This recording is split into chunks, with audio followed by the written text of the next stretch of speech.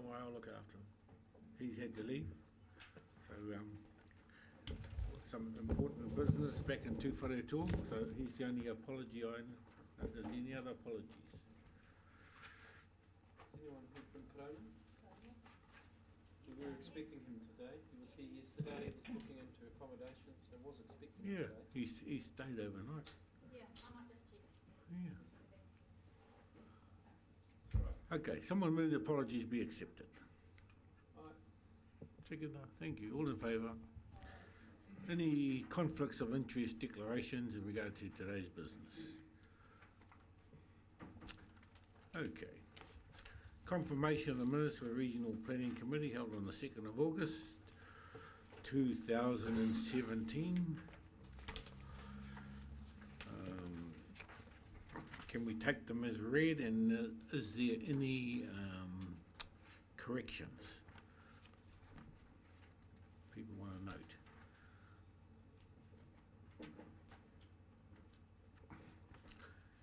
So, no corrections? Okay. And I move that they be received. I'll move. Seconder. Okay.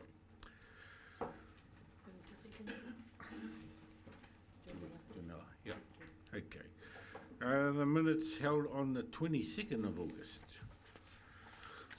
Can I take those as read? And are there any corrections there?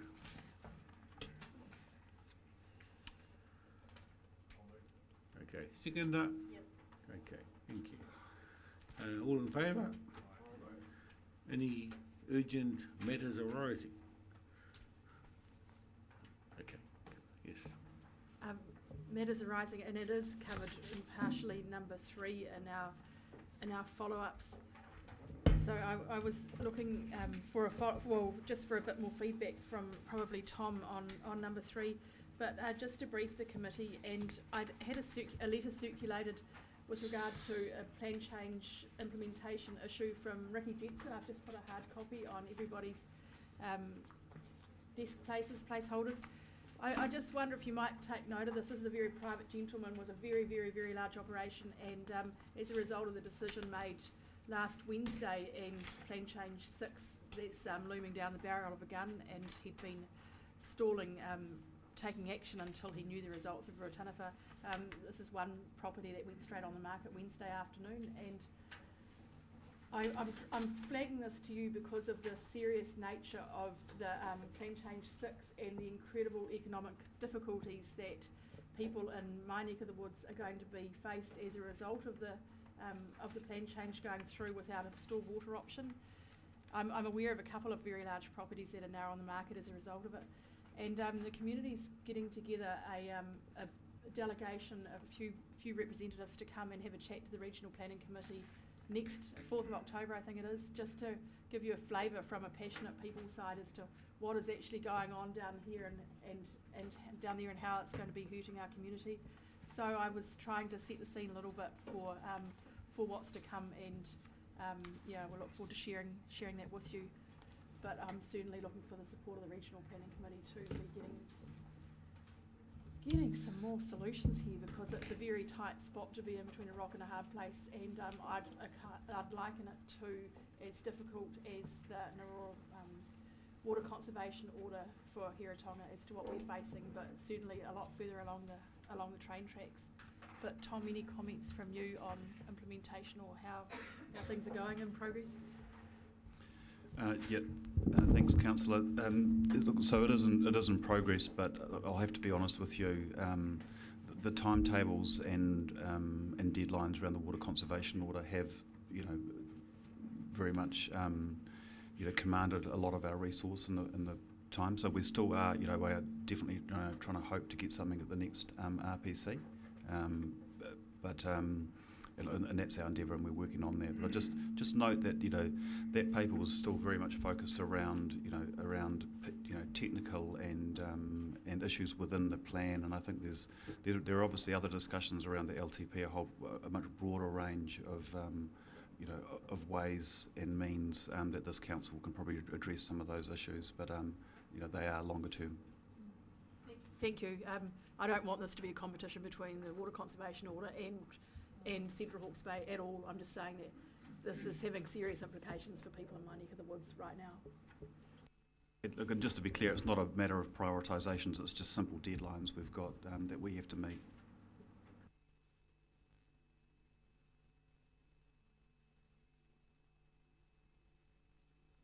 Comment and reply to Debbie. I think we're all very conscious of that when Heretaunga fell over, that there would be ramifications, because we as a community most unwisely ran a plan change along with a solution to the plan change, which was Plan Change 6, even though the ASPRIC directors continually denied that when I challenged them about it, and did they understand the risk of doing that. But now everyone's saying, well, of course, is the fact, in which Alan's nagged on for 3 years, that without the water storage solution, we are not going to be able to address the over-consenting which we have done in the last decade. And we have to spend some quality time on how we do that, because we just can't leave these guys in the lurch, because in most instances they're just innocents caught up in the crossfire. They're essentially in no man's land. And, you know, none of us want to see farmers caught out in a no man's land because there was a high-level political debate on both issues, Plan Change 6 and on Heretaunga. So we are going to have to spend some quality time. The water conservation was a little bit different in my view, because it just came at us, you know, out of the blue, and all of a sudden we had to respond in 20 days, and so it took a lot of resource. But it's my view common sense will prevail, and it'll be all over in a flash, and we can start talking about serious solutions. And one of them is we have to have a look at Plan Change 6. We just can't knock over people because they were done in unison. So I'm very conscious that we've got to do that, and look forward to hearing from them, and have been saying so in the last week.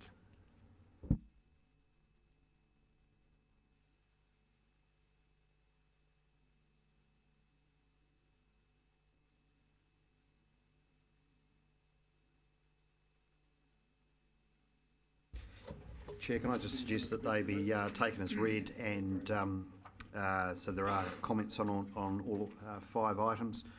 Happy to take questions if members of the committee have them in relation to any of those.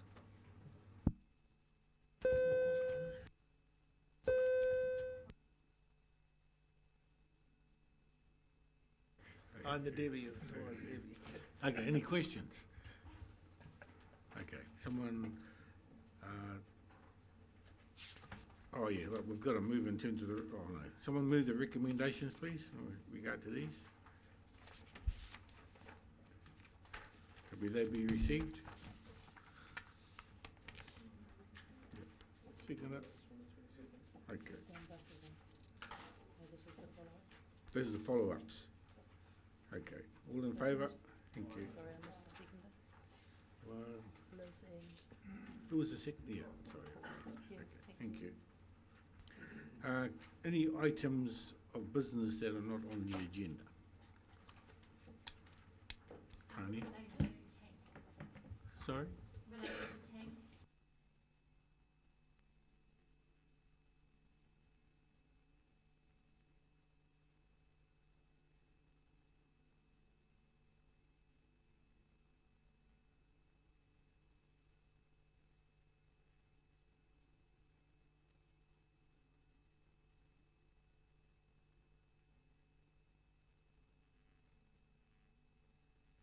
So, Chair, one of our planners, Kerry Edmonds, who's looking after this project at the moment, to come and address the paper.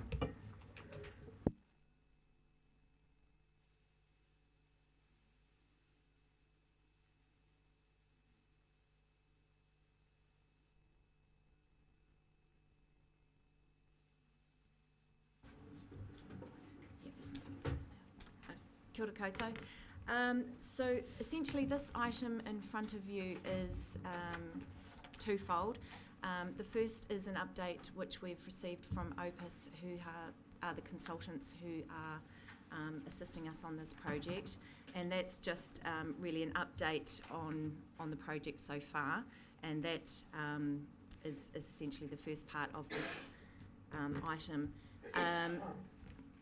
What they've outlined in there is that they are currently undertaking work within stage 1, which is gathering of information and understanding if there's any gaps within that information, and if we need to extend their search or their cast their net a little wider in terms of getting any expert advice.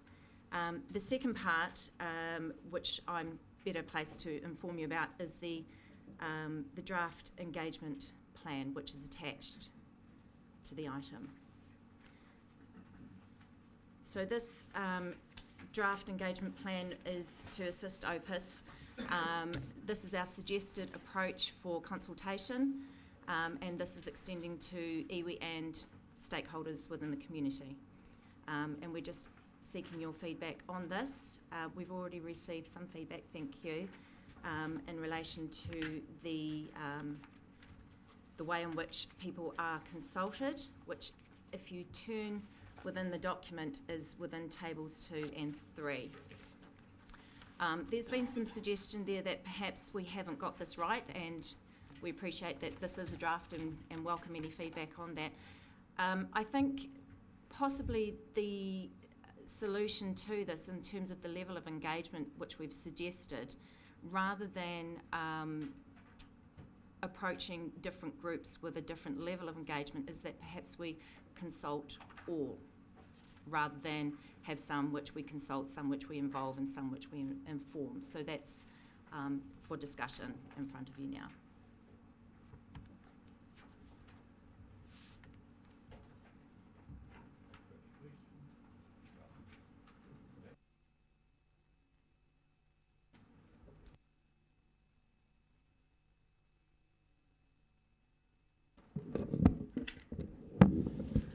Thank you, Chair.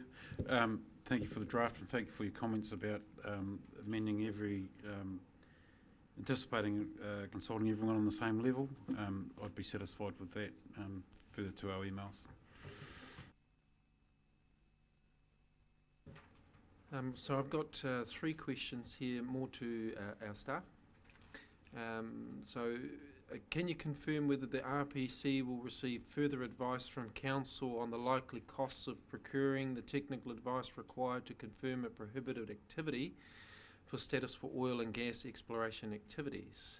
If yes, then will the RPC consider this matter? So that's the first of the 3. Do you want all 3 questions, and then you can, because you might be able to answer them all in one breath? So I'll chuck it all out there, and I'll chuck it all out there. So the second question is, can you confirm the proposal is that the plan change to be presented to the RPC for consideration will only explore to prohibit oil and gas exploration activities, or is the plan change now considering a range of options to manage oil and gas exploration activities? And I've got a couple of supplementary ones around stakeholder engagement plan, but we'll get to those later. So the last one is, can you confirm Council staff will be reporting back to the RPC as to whether the plan change to prohibit oil and gas exploration meets the test set out in the Simpson-Grierson legal advice? Thank you. So in terms of the costings, potential costings of some further technical advice, if it's required, probably comes down to some project management decisions as to whether the technical advice is better commissioned early on in the process, before it's publicly notified and submissions are invited, or perhaps it's information that to advance to a proposed plan and release it for public submissions, we could have sufficient information to get to that notification stage, but in response to submissions find that we actually need to just fill in a few extra gaps. That, I'm sure, will all come out in the wash when we start consulting with various parties. Find out what their points of interest are, what the hotspots are, whether there's any real big areas of contention, and if there are some massive areas of contention, what does the project as a whole need to do to mitigate those risks or mitigate those challenges. So costs at this point in time are, sorry, I don't have a crystal ball, but it's the cost could be incurred at different stages along the process and in different orders of magnitude. So like a true central government politician, I can't give you a yes or no answer on that one. Second. Yeah. Follow up with that? I guess it was critical to understand that we would be able to get the appropriate technical advice to support a prohibited activity status. Because my recollections from the Simpson Grierson advice is that we needed robust evidence. So are you saying we think we might have enough evidence, therefore we won't be needing to get more technical advice? My understanding was we needed considerable technical advice to support proceeding with a prohibited activity status, and that was going to cost, and that's why the question for costs. And that probably takes us to members' other second question around whether the options being looked at are only about the prohibition, or whether there are other options being considered as part of this plan change project. The RMA certainly requires councils to think about a variety of options and evaluate those options. Yes, indeed, one option, and it's this committee's proposition at the moment, to prohibit oil and gas exploration activities in certain areas of the region. But as we dive deeper into the nuts and bolts of that, there might be some exploration activities that don't necessarily need to be prohibited, but there could be other forms of exploration activities that do or must, in our view, still need to be prohibited. So at the moment we've just got one big scope of prohibiting all oil and gas exploration activities, but as we fine-tune things, there might be other means of restricting oil and gas exploration, not just all loaded into a prohibited status. So those options will come out in due course as well. Gav, just before you move on, I just want to make the comment to the committee, just so everybody's really clear on this, is that this is not an exact science. The more investment we make in this, the more likely you are to succeed in whatever the planning provision is that you put forward. We won't probably know whether we've invested enough or we have enough evidence until the very end of the very last appeal on the plan change, because at that point in time, all the evidence from all sides of this issue will have been weighed, and we'll know that we've got to the end of the judicial process.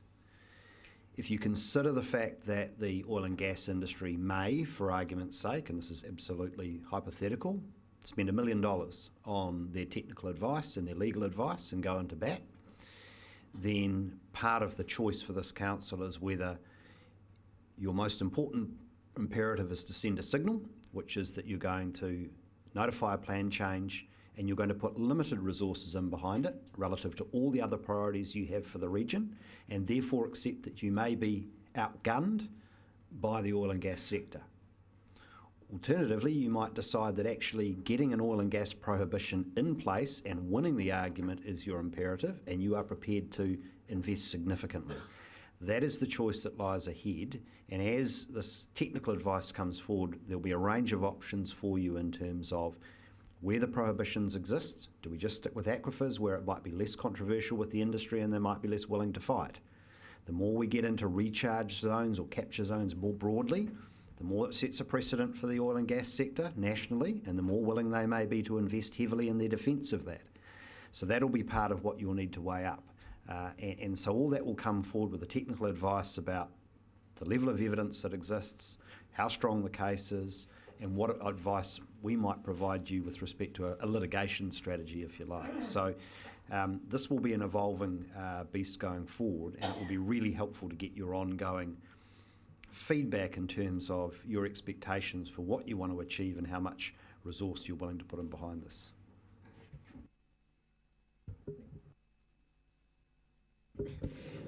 So the question from Api was, will we be presented with that information about what technical advice and what cost to the RPC? That's the question, is are we going to get it and when are we going to get it? Yeah. Not the actual advice, Yes. but the costings. So at the moment you have approved the usage, or the council has approved the usage on your recommendation of the 200,000, the residual of the 200,000, which is about 145 I think left over in the energy workspace to fund this plan change. Now, we did signal at the outset that that may be insufficient, and so at the exhaustion of that budget, which will be partway through this process, we will be coming back to you and indicating what further investment is required. So it will come to this table, and I'm sure the council will be keen for a clear recommendation from the Regional Planning Committee about what it thinks is a worthwhile investment here. Thanks, James. I appreciate your cautioning here.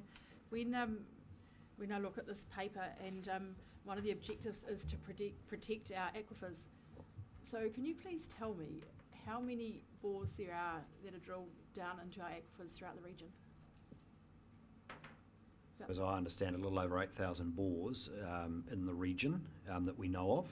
There are some that predate record keeping, so there's some that we don't know of. There have been oil and gas bores or wells drilled historically, so I believe there's some at Whakatū, and one or two others over the Heretaunga plains that have been put down before. Okay, and follow up, Chair. Given that there are already well in excess of 8,000 opportunities to be contaminating our aquifer anyway, and the amount of restrictions and legislation there are around protection for the oil and gas sector in terms of their activities, what are we going Point to of order, achieve? Chair. What number's your point of order? Sorry? What number's your point of order? What do you- Understanding orders, you need a number. I need a number, do I? Okay, right. 37.6B. So can you please tell me what we will be achieving when we already have so many areas of exposure, and we were shown that from the Havelock water inquiry? Councillor, look, it is true that we do have potential contamination risk from all bores in the way that they are managed, from particularly surface contaminants. I think the additional risk that comes from the oil and gas drilling is high pressure petroleum resources, which by the very nature of where the region sits in relation to the continental plates, and this has been previously provided to the committee by way of some preliminary technical advice, is quite high pressure. So we do know that wells in the region generally are drilled under great pressure, and that does mean that hydrocarbons from beneath the aquifer will come up in large volumes. So there is, if there is a casing failure, potentially there is much greater and widespread impact of contaminants of hydrocarbons than there would be from surface water contamination coming down a bore. It is a different order of magnitude.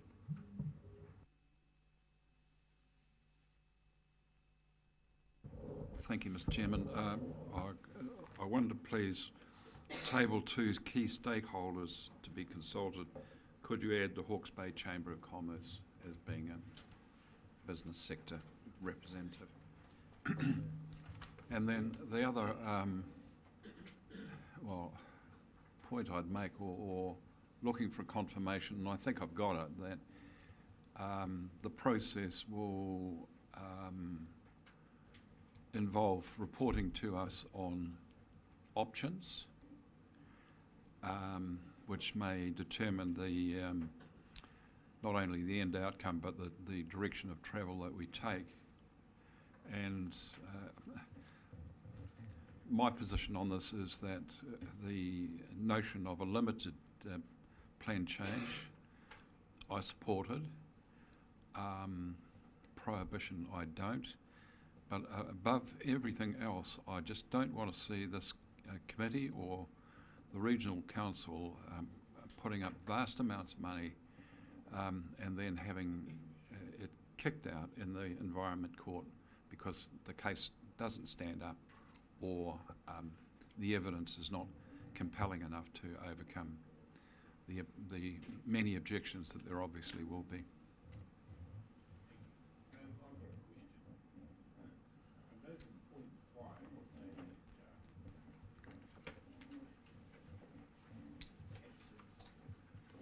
Oil and gas development Hawke's Bay region, and that you'll be sort of relying a bit on information from the Taranaki area.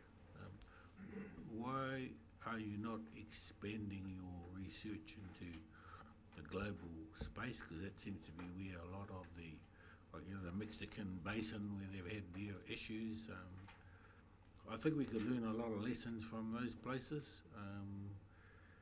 The other thing is there a process for monitoring the casings in the regional council? The existing casings of those 8,000 bores. Okay, I'll have a go at the first question. Why are we perhaps focusing on New Zealand related documentation?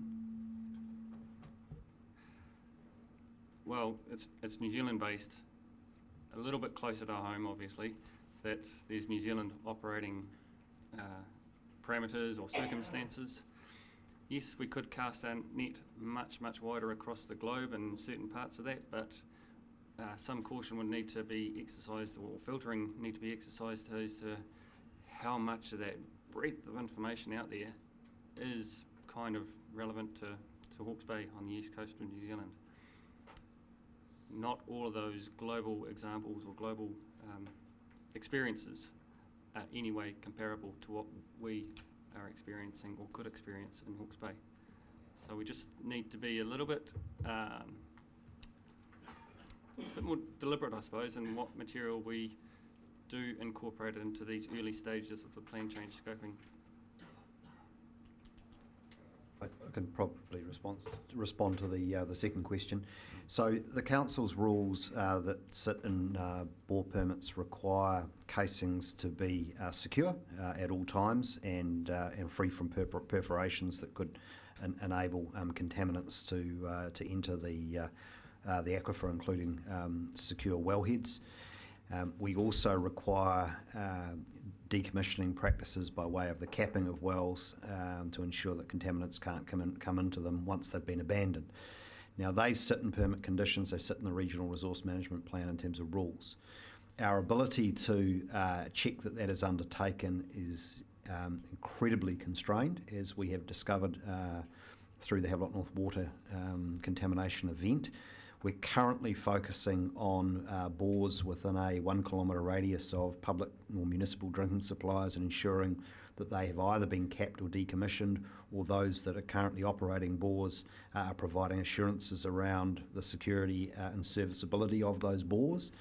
But in practical terms, with 8,000 bores in the region that we know of, the only way to know for sure is by putting a camera and pretty high-tech equipment down the wellhead and down into the bore casing to check it, and that comes at a cost of literally thousands of dollars per well. So we are working with the territorial authorities on doing that for the municipal suppliers, but we have absolutely no capacity to do that at large for the region. So the burden around that remains with bore owners.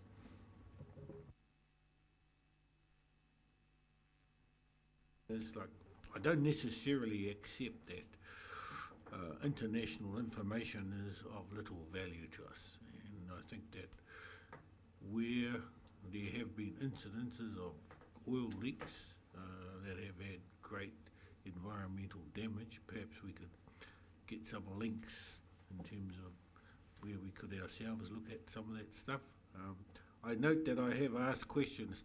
I did ask the question twice about the life of bores here in past meetings, and I was told, one, you didn't have the information, and I had to look up on myself on Google, and I found that some of them don't even have a life expectancy of 50 years, so that's why I asked the questions.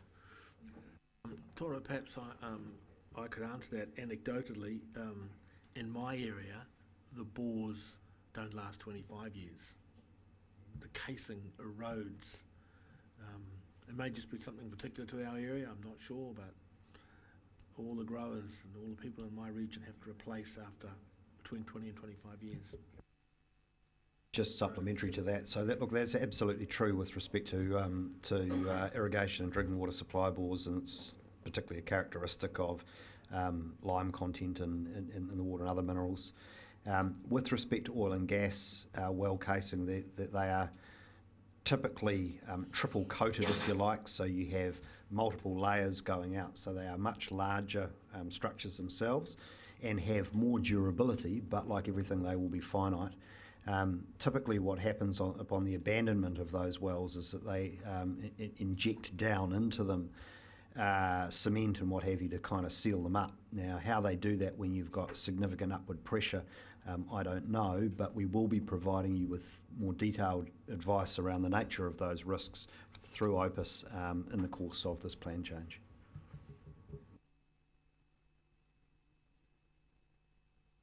Yeah, thank you, Mr. Chair. Can I ask some questions around key stakeholder engagement on page 18? I see there, first entry is a hui with iwi tanga whenua, and then we've got a list of iwi under that, table 3. Are there going to be individual hui with each of those parties? And ditto, when we go back to table 2, will there be individual meetings for the 24 parties there? So we've got 25 iwi authorities and 24 other parties. Are we going to have individual meetings for all, and what is that going to cost? I'm not able to answer your question on the cost, but in terms of the sheer number of people that we're hoping to speak with, we appreciate that there are a lot there. We haven't quite established with OPIS how best to deal with grouping of people. Ideally, yes, we would like to hold hui with a number of iwi together, if possible, and likewise, I think, with the stakeholders. But I suspect that a lot of, particularly the stakeholders on that list, it might be difficult to get opposing parties around the same table together, and it may be, more productive to have individual meetings with them. But again, this is something that we haven't sort of got to the nuts and bolts with OPIS over yet. Just commenting on potential costs. I mean, unlikely to get away with less than $2,000 a shot. So we're talking 100 grand upwards of 100,000 for this. We just not have one hui. They all come along, bring a packed lunch, and get it over and done with. Is that something we could do instead of that? That's ridiculous.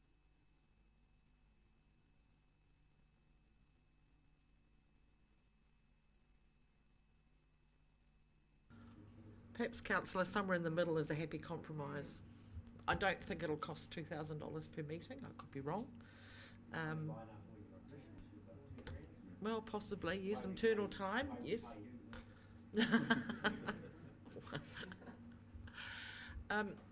So I think that, we need to obviously need to rationalise, not just because of cost, but because of time requirements as well. So we'll be looking to do that in the best way possible, at the same time ensuring that everybody feels that as though they've had the opportunity to have their input. I think one of the most valuable things people have is their time. And I don't know whether iwi are going to be turning up to all these meetings, so I think they do need to be rationalised, and staff do have this RPC committee to talk with about how many meetings they should have, and maybe that could be an agenda item on our next meeting, so that we can advise you. Yeah. I'll move. We want another question? Yes, I did have a question. Will the consultation be before or after the technical advice is received? At this point in time, we're still figuring out what, if any, technical advice we do need over and above what is currently available. I'm sure, as I alluded to earlier, if there are any gaps, some of those gaps will be revealed through some of these consultation discussions with other stakeholders. So in all likelihood, the consultation will be occurring in parallel with any further advice that might be required. It's not a you must do this, then that kind of process in my mind. If I can follow up, I think it's important that when we're consulting with iwi, or actually anybody, that we are able to explore with them whether or not this is a viable option that we're pursuing. And it sounds like we won't know ourselves because we'll be still going through that. I think that's unfortunate. It would be useful to have that information. I also think when we're consulting with iwi, it's really important, and I can't speak for other stakeholders, but I'm sure they will have similar views, that they are not coming to this cold, and that there is information being shared with them about the whole oil and gas, process, so that we're not asking them out of context what their views are. So are you envisaging that when OPIS go out and do this consultation, that they will be providing presentations of what oil and gas exploration looks like, what the known risks are? Because otherwise we're expecting iwi to have done all that work themselves to be able to form a view. That's my concern. This doesn't work in consultation if you go and you're asking people questions without information being provided. It's really important. So can you enlighten us? Comments.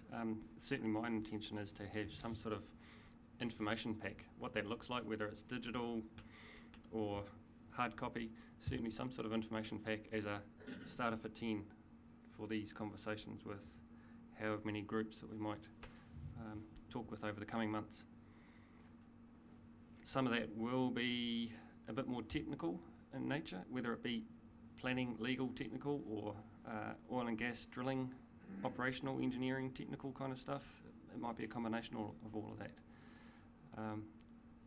It'll be, how should I say, we need to be mindful of who the groups are that we are engaging with and what their level of capability is, capacity, resourcing to digest some of the information that we're putting on the table. So it needs to be somewhat basic, but equally tailored to some extent for these groups that we're engaging with. And given time commitments as well, there'll need to be sort of a, how shall I say, an understanding that not all information will be available right from day one. There might be some further information that gets shared as we go through the remaining steps of this process.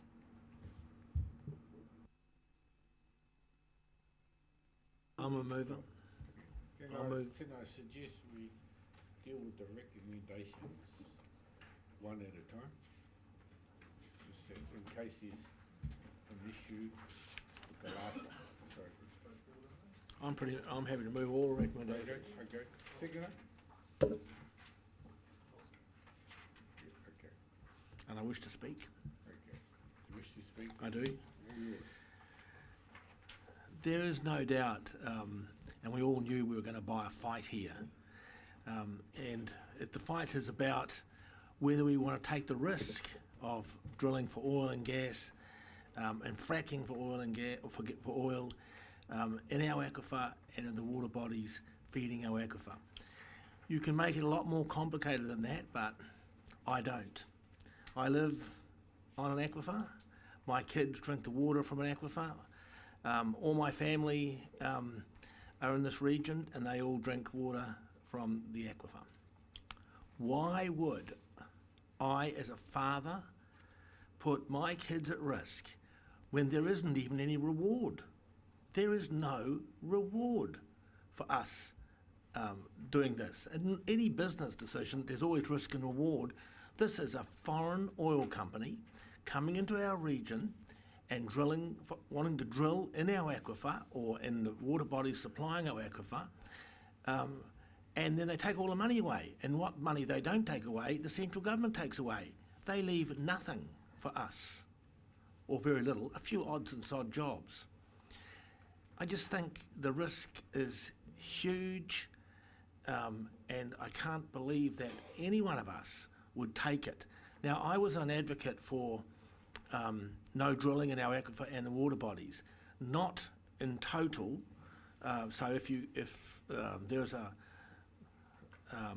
place that doesn't bring us that risk, then I'm not happy, but I can see that that is quite reasonable to do. So my view was the prohibition is just in our aquifers and our water bodies. Now, we can make this as complicated as you like, but when we go out to our people, that's just what we tell them. Do you want to do this or not? I don't think this is about No, that's why I mean. I think these recommendations, all they do is that we receive the report. We don't need to argue about it. Well, I'm not arguing, I'm just giving you my point of view.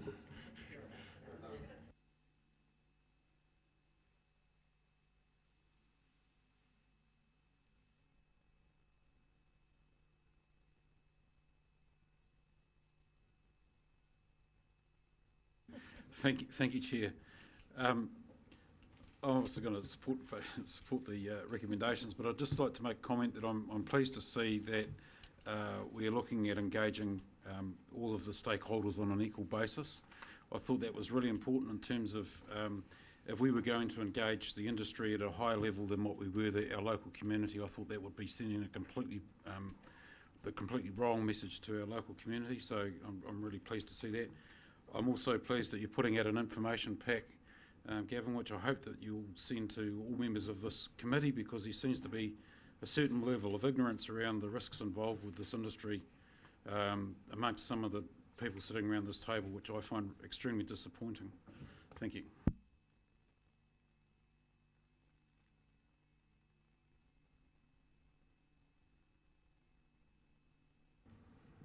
Thank you, and thanks for your report. One of the problems when you go out to independent consultants is that you end up getting something that really isn't fit for purpose, and the staff end up needing to do the work in the first instance that they could have been doing in the first instance anyway. So I think it's good that it's going wider, because I didn't agree with what Opus had proposed here. But I just think that by and large this is not a good move for our region. And I think maybe 2 or 3 years ago I was part of a visit from this regional council over to the Taranaki, where we had a really good look at the oil and gas sector.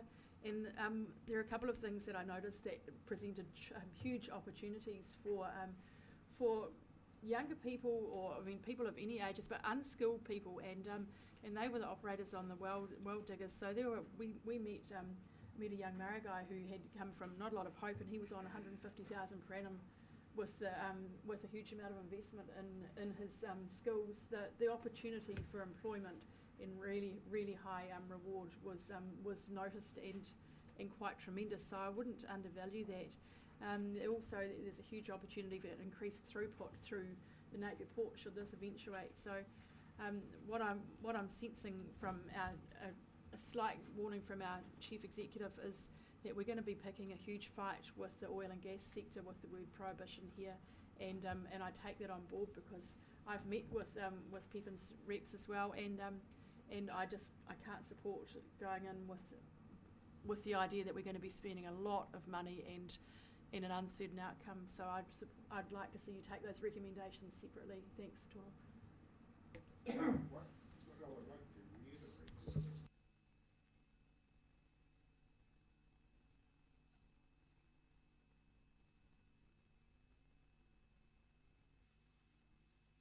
the ifs and whys of whether you support oil exploration or not. This is about the process of talking to people. Are you going to take them separate though? Will you take the two separate? I can, Thank you. but he has moved that they be taken together. So unless we have to move one motion first, or you have a seconder. No, you can choose as chair to take them separate. I think we'll just go with them. I don't think that okay, we'll do them separately. Okay, right. Just to try and be satisfied for everybody. So that we first motion is that we move. Sorry, Have my hand up to sorry, speak. that's right, sorry. I'm speaking in favor of these radical recommendations, but I just want to comment that if we're going to put together some material that frames the issue for public education and consumption purposes, that we not overlook the fact that if we're looking at a range of options, in the middle somewhere stands the Parliamentary Commissioner on the Environment's report, which looked at Taranaki, found the regulatory regime around all of this sorely lacking, and indicated a whole range of process improvements that could be made. So probably somewhere in the middle of the range of options we might ultimately get would fall. And I would just think it important in laying this out in some kind of preparatory material or whatever we're going to call it, that we're clear that that kind of analysis has occurred and has identified real problems and opportunities. And in the preparatory material putting out, I'd hope that we would also provide advice that, for example, that British Petroleum has now been outed and for decades has hidden its true knowledge of consequences of the petroleum industry. They have hidden from the world the knowledge of the connection between the burning of fossil carbons and climate change. They knew, but they lied. Just as the tobacco industry lied about the connection between cigarette smoking and lung cancer. I hope that's in it. I also want to have in it, the rest in it, that Europe is now moving to a carbon neutral, and this is a dying industry. I also want to make sure it's in the report that the consequence of burning these carbons is not only about warming the atmosphere, the sequestration of carbon in the ocean is acidifying it. And that's what's going to cause the dying off of reefs and the collapse of fish species. These are things which are going to be a global catastrophe. So anybody who says they're in favour of it and doesn't recognise that the future is coming at us like a train down a tunnel has got rocks in their heads. So I'm very happy to support these recommendations. We go out into consultation with some very graphic parameters on the outside, which aren't that complicated and are pretty stark.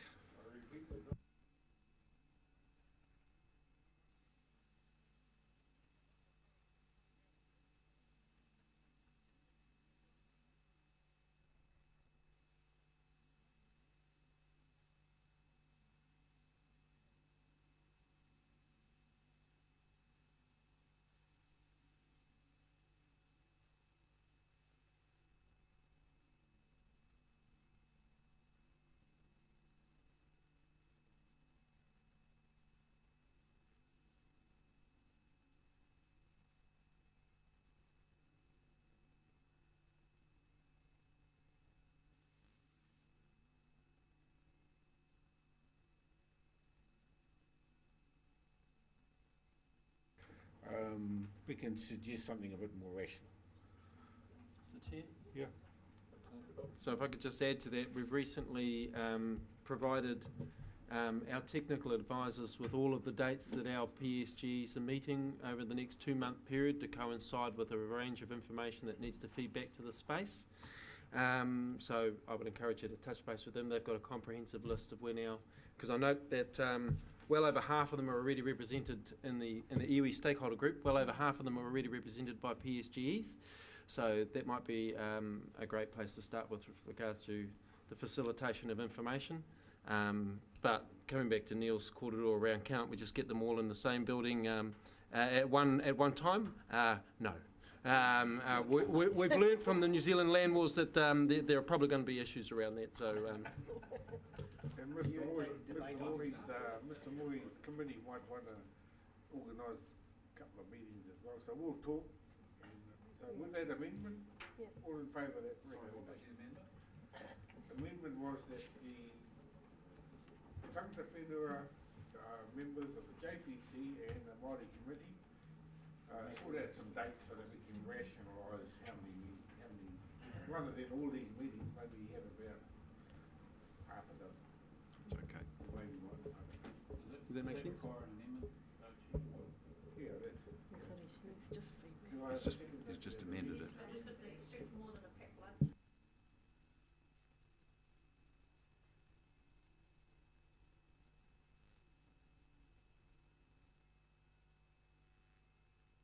Chair, just before we move on, can I just ask all committee members to remember to use their microphones?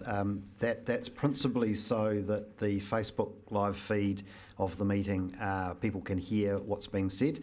At last count, there were 74 viewers to this current meeting, so there is interest out there and the public can't hear anything. They just see lots of hand waving and things going on. And it's very frustrating if people don't have their microphones on.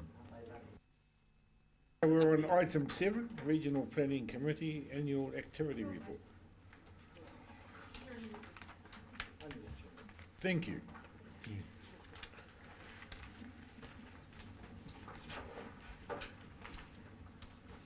So the item before you is the annual activity report for RPC. As you recall, we actually came to you last month with regards to this, and there was some discussion around it.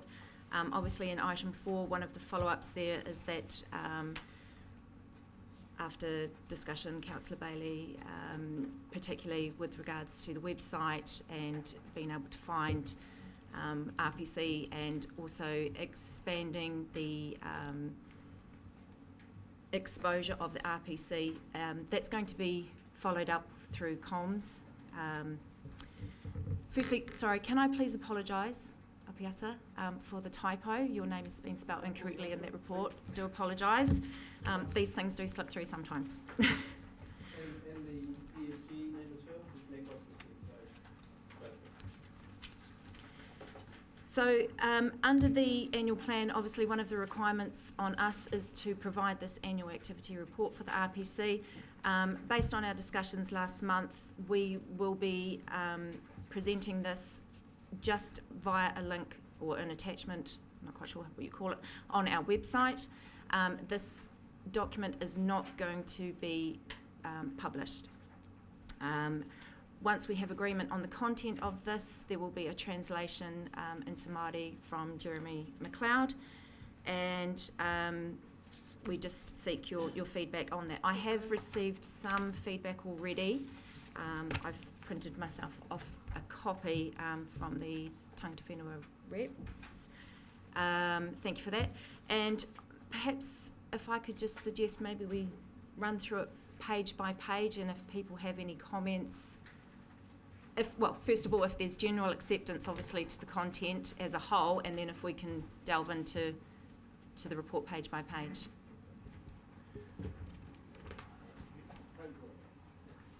Just a question, Chair. Just the Te Reo translation, is there any value attached to that? Is there like a cost to that? Councillor, I think last year the cost was about $600 from memory, no? Yeah. Just not a lot of money. So, yeah, and certainly the staff felt that in the spirit of this being a partnership and with Te Reo being official language, we felt that it was appropriate for this committee for this to be translated. So that's the sort of cost we're looking at, but look, we'll take guidance from the committee if there's a contrary view.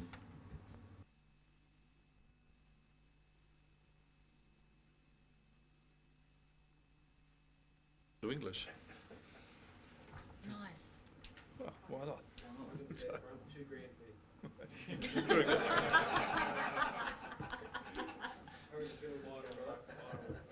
That'd be cheap too. There's a very good knockdown.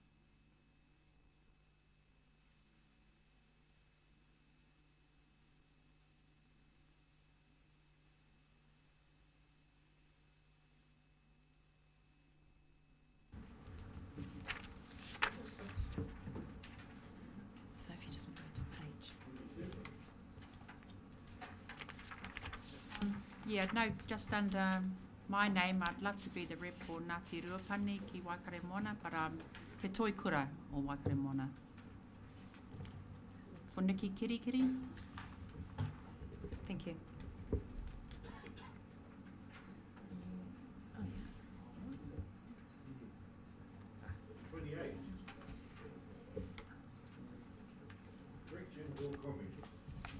Yes, please.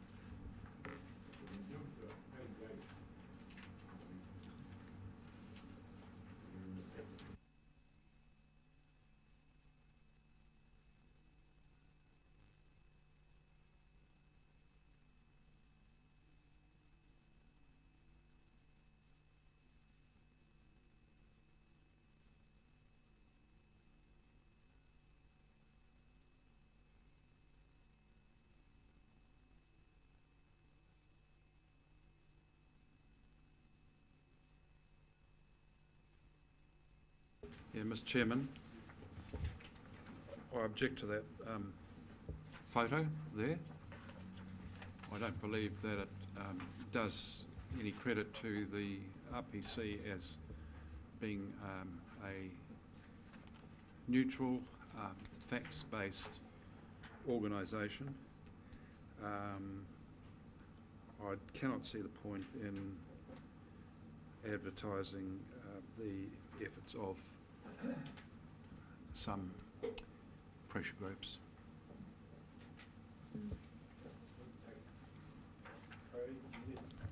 So, is there anyone that might agree with me on that? Thank you.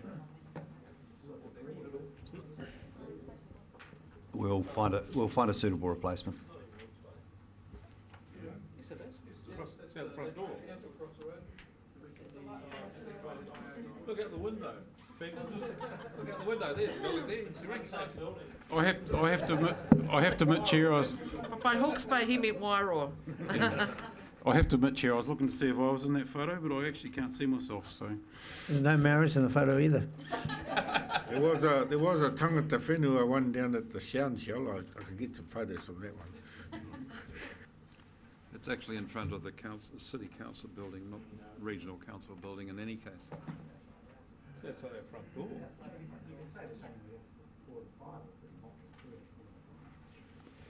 We're going to remove the photos. I thought there was a few of them.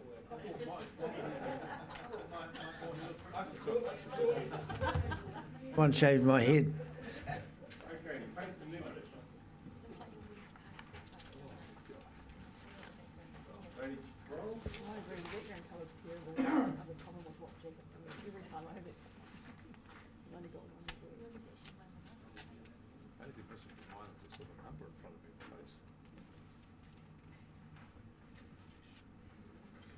You could. We'll get another background next time, get a new photographer. Page 13.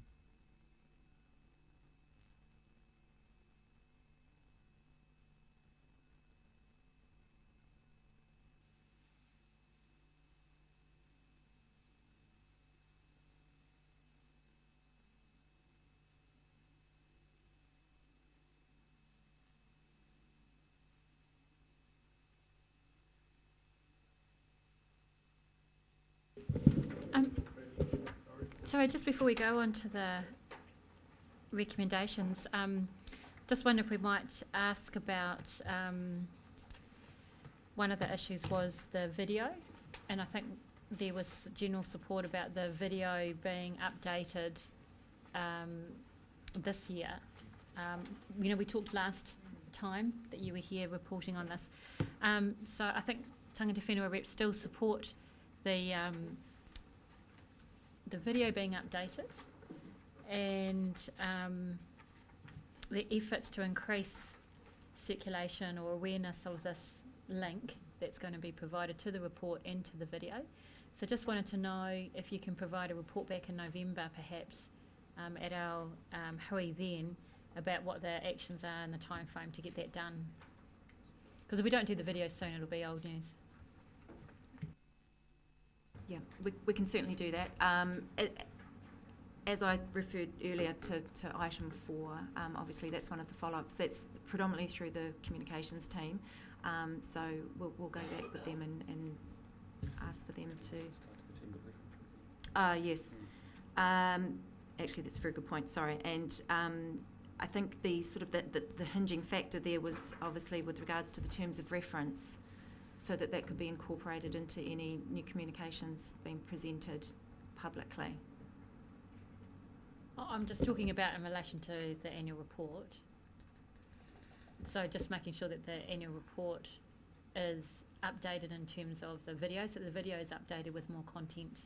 You're shaking your head, no? Sorry, my recollection was that the video was more around the RPC in terms of the future, in terms of forward-thinking objectives and goals, rather than a review of what had happened or occurred in the previous financial year.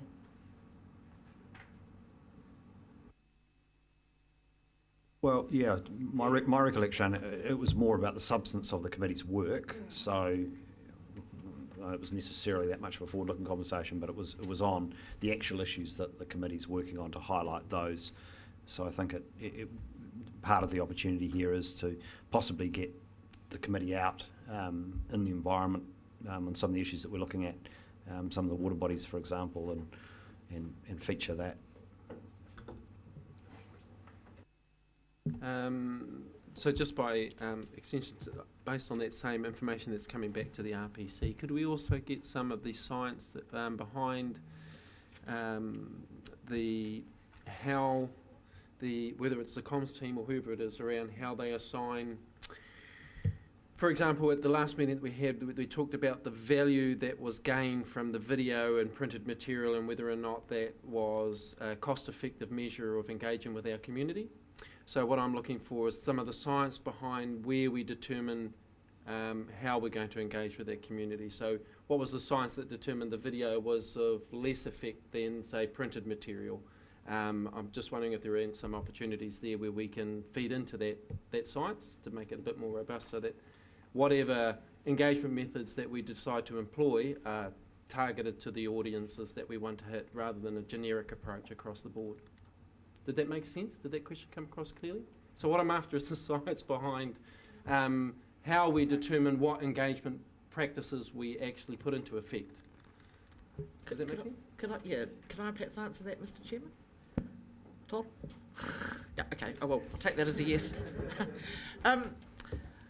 Look, there isn't any science in the classical sense of the word science, but what we have had done over the past 2 to 3 months is a review of our communications. Now that hasn't led to the development of a new communication strategy, but part of the review process, which is looking at the whether or not we have enough resources in-house to be able to deal with the challenges that communications face, actually looked at the different ways of communication and did an analysis of that.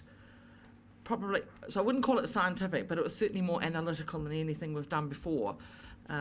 So we've really probably based our recommendations on guidance from that review.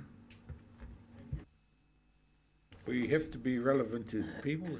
But looking at these photos here, there's only 10 people whose ears I can see. Communication is about not just putting it out there, but listening as well. So, let's check it.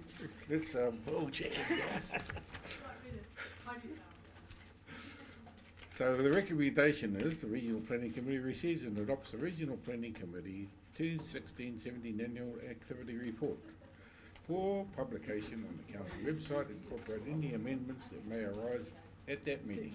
Do I have a mover? I'll move, Mr. Chairman. And can I just ask the question? Yes. You can talk to your motion after you.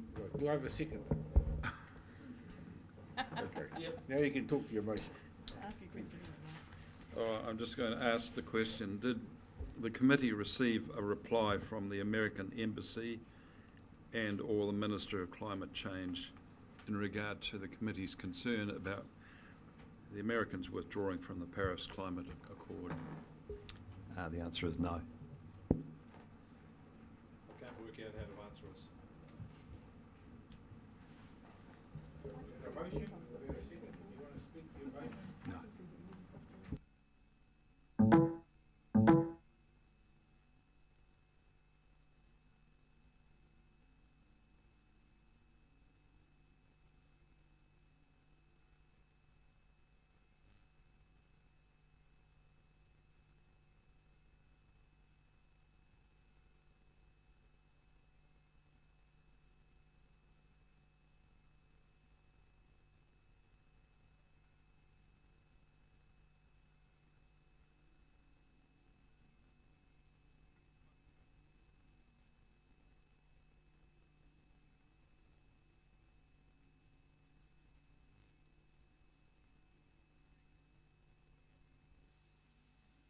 She had a good-looking mum.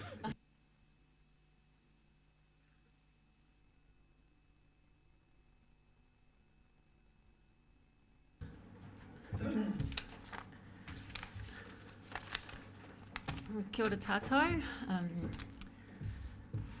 he mihi nui ki a koutou, ki ngā tangata o te whenua, ki ngā tangata o ngā tangata.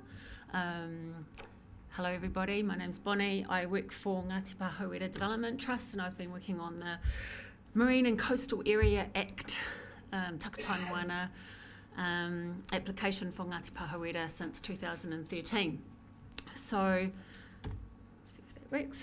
The Ngāti Pāhauera story reflects to me the story of Māoridom. So, as with our values of kaitiakitanga, rangatiratanga, wairoa, mana, whakapapa, and more, the Marine and Coastal Area application, or we just call it Takutai Moana, our case cannot be separated from the rest of the Pāhauera journey.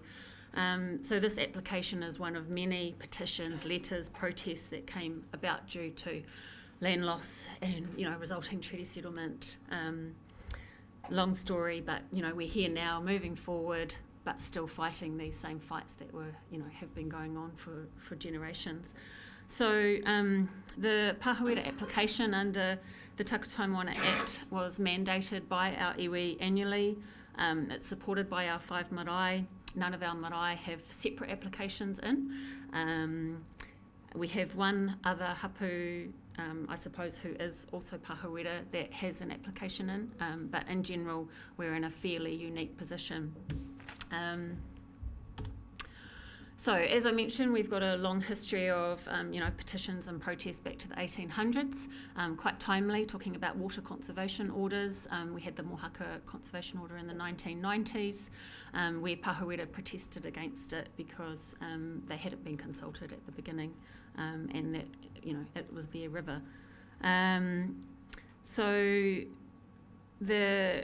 In 2008, we were the only applicants to go through a Māori Land Court hearing under the Seabed and Foreshore Act.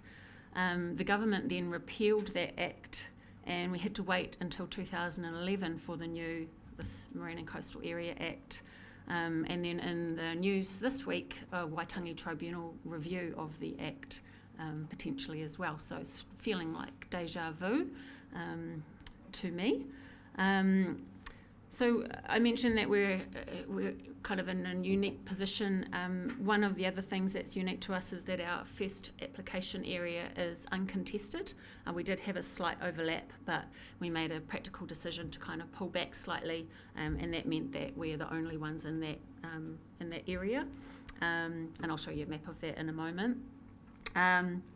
So with being first, which we are, we're the first to get a recognition agreement offered to us, and we've also gone through ratification and our members have accepted it. There have been sort of opportunities and problems. We have been going through this for 5 years, so quite a long time, and I think with those who come after us, because we've kind of paved the way with some of the processes and whatnot, a lot of people's experiences after this will be a lot shorter, I think. So you would have seen in the frequently asked questions or the notes that were provided some of the background on the Act, so I'm not going to speak too much to that, and I just want to talk about kind of our experience of going through this process. So So the purpose of the Act is to ensure a scheme that protects all of the legitimate interests of all New Zealanders in the marine and coastal area of New Zealand. And then there are 3 other parts to the Act, which is recognising mana tuku iho, exercising customary interests, and then acknowledging the treaty. To us, and from my perspective, the government has decided to focus on A and not really B, C and D. And you'll see that from the offer that has been made to us. So in order to prove that you can get customary marine title, you have to meet several tests, so legal tests, including continual occupation of the area since 1840 and that you held the area in accordance with tikanga. So this is just a map of our first application area. So we applied for the 3 things that you can get, the instruments you can get under the Act, so customary marine title. And so that's from Potutu Stream, which is north of the Waihua River, and then we originally were going all the way to the Waikare, but we pulled back to the Pōnui stream. So waihi tapu protection over that same area, and then protected customary rights. So protected customary rights is your activities that you would traditionally do. So if you were gathering hangi stones, gravel, white baiting, water, that sort of stuff. So the reason for the application was protection. So we've had a few incidences in our area. We've had trawlers coming in right up to the edge of the coast. We've had people on the beach. A wee boy, I think he was 10 years old, lit a fire. The whole of the Mohaka beach is driftwood, so that was a 4 kilometre or 5 kilometre fire. And in that area, it's very isolated. You know, there's not a lot of people that live there. It is the people who live there who had to be the fire wardens, and they did end up getting trucks and whatnot, but it was members of Pāhuera who evacuated others from the beach. So, yeah, things like that. So, this is a photo of at the Mohaka River mouth that was provided by a Pākehā lady who lived in the area. So she lived and grew up in the area, and she had some amazing photos. So part of my job was evidence collection, and I interviewed people and gathered and collated information for the case. So some really valuable information came of that. So in terms of the work that we did in 2013 and 14, thousands of pages of reports, affidavits, photographs, videos, interviews. The process was not known by the Office of Treaty Settlement, so they had never gone through this process, and neither had we, although we had been through the case in 2008. It was different tests and different legal arguments, so different information was required. So it was quite a manual process. Some of our members were uncomfortable with giving affidavits. I had to arrange Justice of the Peace to meet with the elderly for their affidavits, and you know, some of the issues in Pāhuera would be, you know, people living in remote areas, distance, communication and health. So the average age of people that I interviewed was 60, the oldest was 87. And the reason that we interviewed the older people in the main was because they could remember their grandparents' stories, and they also had grandchildren who are fishing and you know, doing traditional activities on the beach. So the typical process of preparing an affidavit could be between 3 or 4 or even up to 6 or 7 visits per witness. Of the 40 affidavits that I got, 2 were done by email where someone typed it up and gave it to me. And so they were a dream, but you know, the rest of them it was very, very manual. I would say that for me personally, coming home and going through this process, I've learned a lot, and I was lucky to be able to do that and learn what I have learned. But yeah, there was quite a bit to it. So, as well as the affidavits, we did extensive research and collation, like I said before, transcription of video.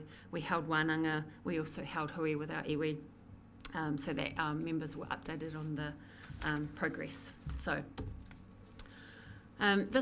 these photos just show some of the years of kind of efforts that have gone into all this. So my Uncle Raymond Joe, he's here on the right of the first photo. This is during the 1990s, during the Mohaka River hearings.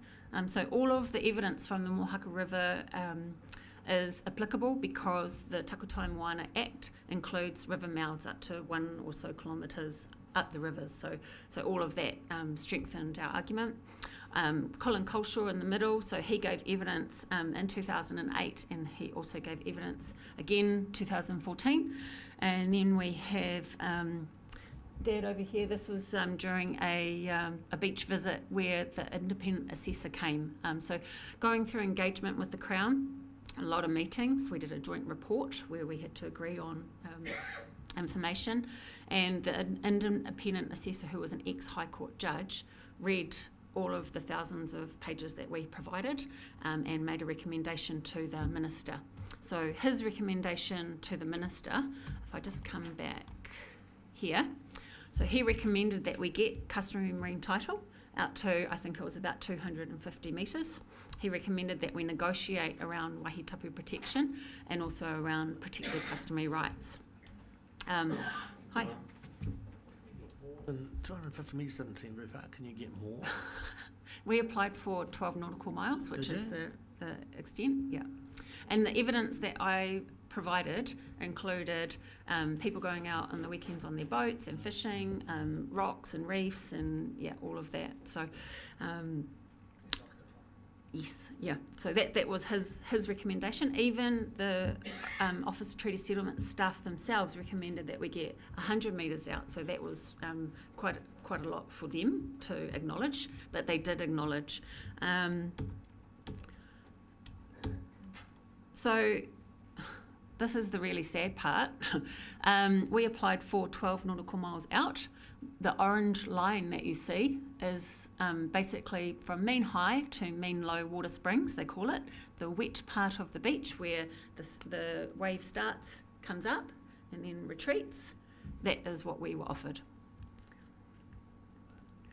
So they excluded the Mohaka River mouth. Now, if I did a map with little dots of when somebody mentioned my grandchildren fish at the Mohaka River mouth, we've got taniwha there, you name it, there would be 100 dots just on the Mohaka River mouth saying that we can prove that we have been there for over 150 years and that we have used it every single day.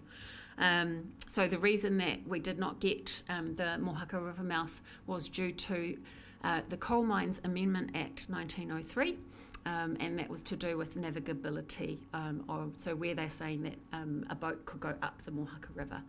I don't know that one has gone up there. I couldn't say when the last time it was. I mean, there may be a photo from the 1800s, but yeah. So that's that. So what was also offered, which was outside of the Marine and Coastal Area Act, was hangi stone protection out to 12 nautical miles. So there's a hangi stone bobbing about 12 miles out, we can protect that. So what was declined by the Minister was wahitapu protection and protected customary rights. So here's a map of the recent oil and gas offer. And you can see the square there is our first application area, basically. So that goes out to the 12 nautical miles. The block offer comes in approximately 3 kilometres, is that right? Out to, comes in about 3 kilometres into shore. We think this is potentially one of the reasons that we didn't get our 12 nautical miles. Because, on one hand, we offer you this, we want to protect your mana tuku iho and your, acknowledged treaty rights, but we also want to protect the kind of the gas rights as well. So, I think that's that. So obviously, our trustees strongly disagree with the Minister's offer. So that is part of the, we have a deed of agreement, and in it says, yes, we'll take this customary marine title, but we are going to take you to the High Court for the rest. And so that is where we're at. So we are in the High Court with another 300 or 400 applicants.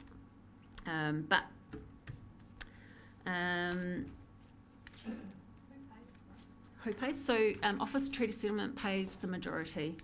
You get a cap based on the size of your iwi, how complex they believe the case is. An example I always give is Matakana Island and Tauranga. So you're standing in Tauranga, you're looking at Matakana Island. There's a hapu and iwi, maybe 5 on each side, and they're all saying, this is mine. From where I can see out, from where I'm standing to where I can see out to the end. So much more complex potentially than Hawke's Bay. So Hawke's Bay, I think, has 20 applications in process, and I'll quickly cover that too. But what was just going to say, so the reason for applying was to give us a higher level of protection. I did mention about the trawlers and the fire. Another thing is hangi stones are a tonga to Pahawera, and there have been incidences of people turning up with their trailers and then they're being sold down in Wellington or in garden shops and things like that. So just trying to put some additional protection there. Excuse my ignorance, Yeah. but do hangi stones float? Little ones do.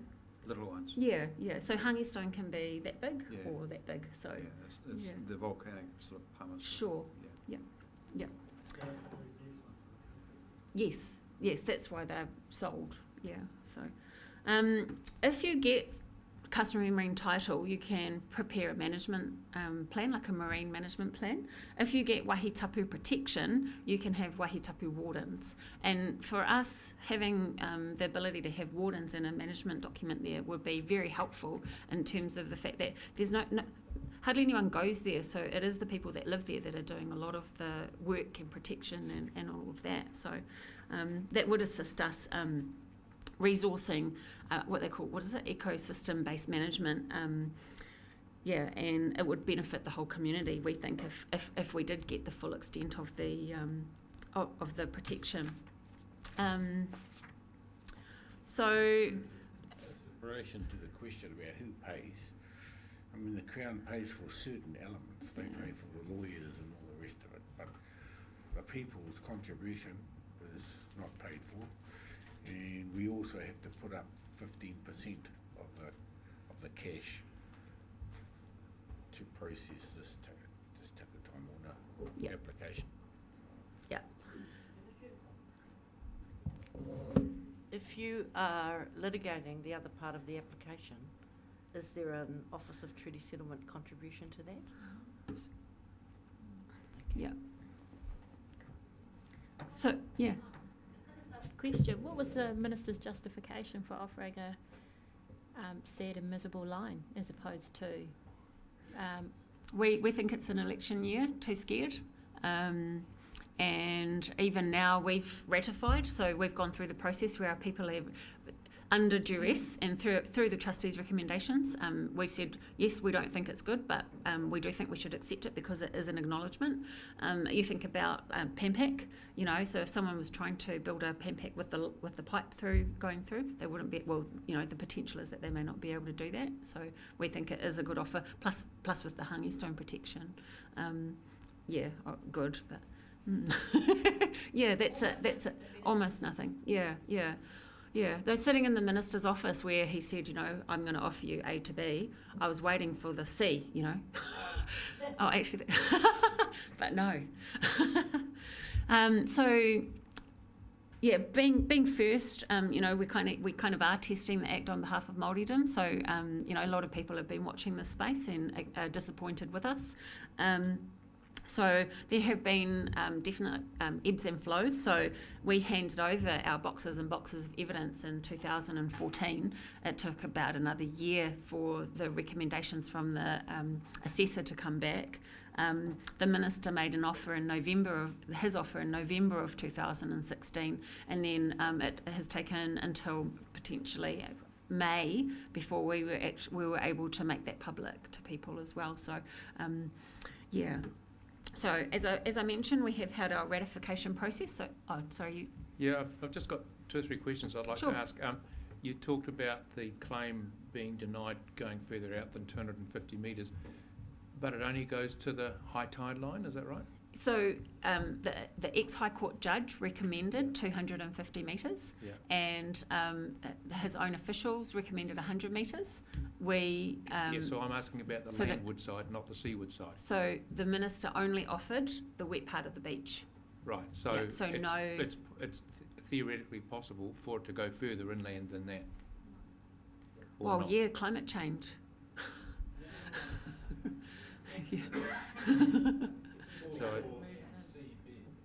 So the high tide line is the limit? Yes. The upper limit Yes. of a...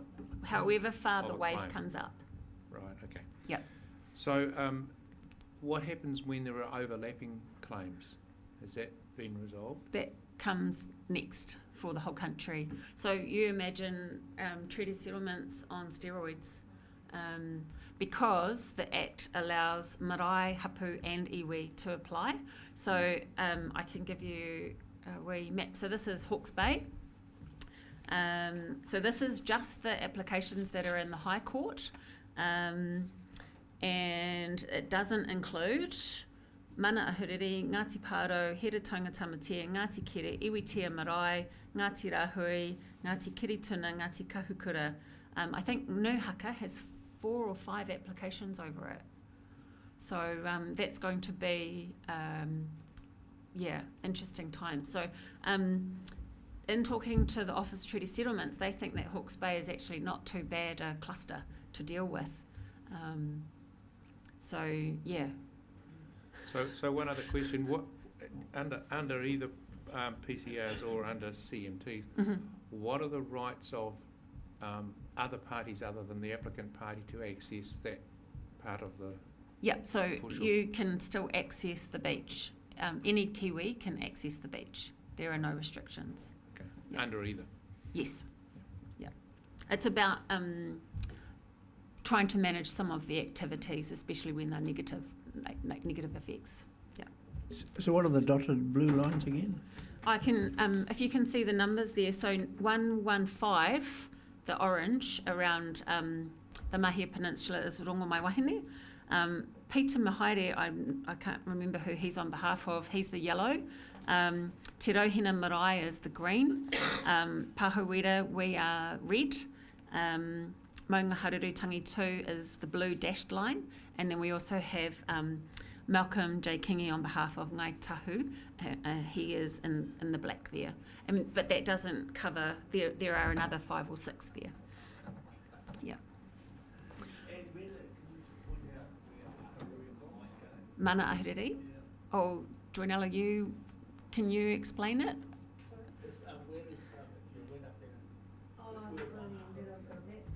I think, I would say ish, potentially there. It doesn't overlap easily. Oh, no, so below the blue dash line. Oh, you've.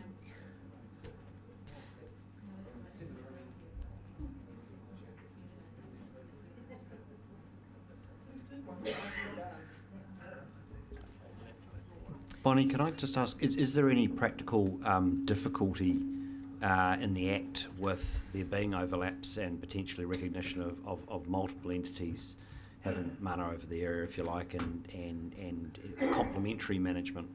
Yeah, from what I understand, the Act is that you're supposed to prove that you had full and exclusive use. So when you're talking about 2 parties, at this stage, we're not sure what that looks like. So, yeah. I think there is opportunity for 2 groups to agree that they are both together exclusive. So exclusive of who? Yeah. Where there are shared areas, those groups can come together and agree that together they were exclusive of others. But you'd have to get them to agree. Yeah. So Office of Treaty Settlements themselves are under a lot of pressure because of the sheer number of applications. So I mentioned 300 to 400 across New Zealand. I've been in the offices and there's not many of them. I think for us it's a good position to be in that we've gone through the process mainly in this first application, so that we've already got our legal arguments and the majority of our evidence collected. So just going back, Malcolm Kingi, did you say he's representing Ngai Tahu or himself? Yes. Yeah. So I can say that I'm Ngai Tahu too. Yeah. So. I've been here, No.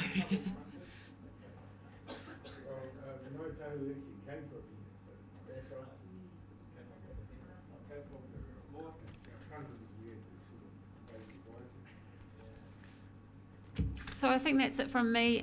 Long process, disappointing result, but being first, it's to be expected, and we continue. Just on a slightly different subject, those po up the Mohaka River that are going to be unveiled, are they on your territory or? Tarawera. Yeah, so That's that's, Heneuru. yes, well, tūwharetoa? Yeah. Repair. We won't go there. He just did. Thank you, Chair. I'm not sure whether the question should be directed to you or to James or whoever, but I'm curious to know with these with the claims coming into our coastal marine area, how does that affect? Does it have any effect on what the regional council's role is in looking after that coastal marine area?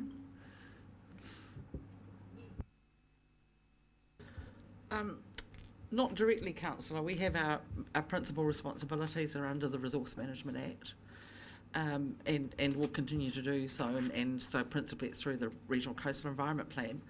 But I think it provides greater clarity for us on who the affected parties are in particular, and who we should be speaking with if, for example, there is an application for an activity in a particular location.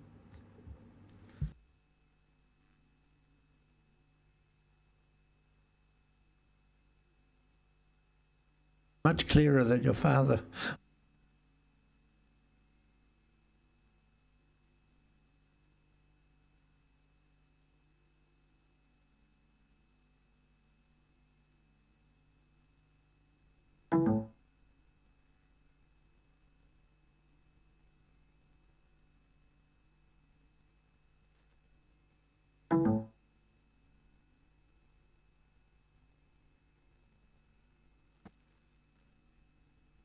Liz has suggested we do the general business item first, given you may be heading, are you? Oh. Okay, yeah. And I'll Okay, second that. I'll second. All in favour? Thank you. Tanya, is it? Yeah. Oh, kia ora. After, it's a question really to James. After the discussions we had today and a big emphasis obviously on the tank process, which is very much on everyone's mind, I know that tank, when we did the resolution which said, and I can't quite remember the words, but that we would take into account or have particular regard to, I think it was, recommendations coming from tank. I recall at the time there was a bit of a caveat to that we would also receive regular reporting, because the fear was that we'd receive a report and boom, we might feel that we didn't have sufficient lead up. So I just wanted to ask about the frequency of the reports. That's the first question. And the second question is around, I have a concern, and it was partly echoed today by Liz when she was talking about the nature of a stakeholder group. And I think there's a real benefit to having stakeholder groups who can learn more about each other's perspectives. The concern I have is that as decision makers under Part 2 of the RMA, under Sections 6, 7 and 8, as decision makers we are required to,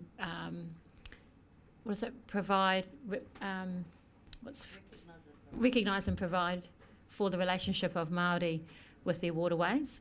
And secondly, we've got obligations in relation to kaitiakitanga and then as treaty partners. My concern with stakeholder groups is twofold.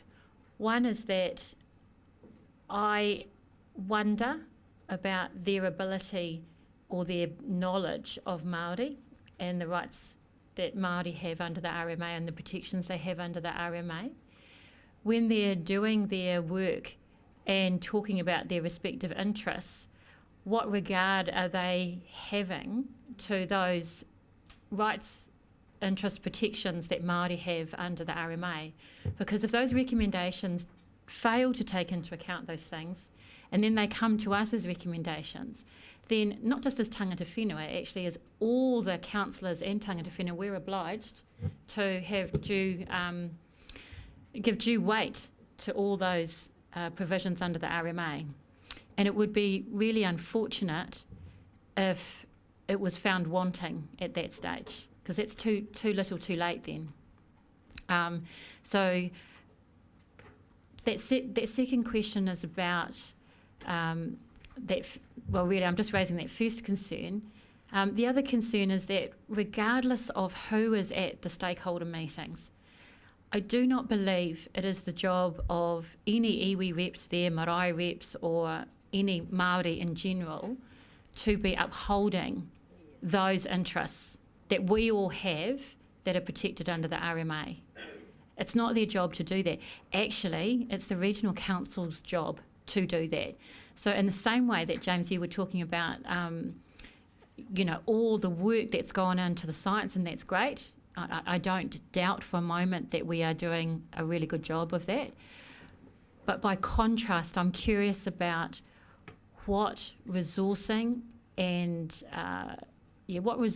going into understanding Māori concerns. And I'm not talking about that coming one way. It's not going to those meetings and saying, whoever happens to be there from a Māori perspective, what are your concerns, what are your values? We actually have to resource that. We have to get that information just like we do with science reports that we do. So I did raise this when we were looking at the terms of reference for engagement, when we reviewed the Ahuriri engagement plan, because I know there's a Māori stakeholder group, and my concern was about resourcing, and my concern was about the wider stakeholder group taking into account or giving due weight actually to all those things. So I'm raising these two concerns I have, because given our experience on the 22nd of August, I want to head off right here, right now, any concerns, hopefully you can help, James, that we are going to get to that position again where we feel that we have deficient information and our process hasn't quite dealt with the issues. Thanks. Well, look, first thing, I want to absolutely assure you that the level of investment that's gone into the tank plan change by the council over the last 5 years, including an ongoing daily investment by, I would say, 20 plus staff in the organisation every single day at the moment, is such that the very, very last thing we want to do is trip this up at the finish line. So we absolutely understand the imperative. I think one of the reasons why this committee chose to use those words, have particular regard to, is that you recognise that you do have obligations that sit at a higher order, and that you cannot discharge your responsibilities by simply ticking off the recommendations of the RPC. So I think what that emphasises is that there is another layer to this in terms of fulfilling the treaty obligations that the council has, of which the committee itself plays an important role. Having said that, that's necessary, but it's not sufficient.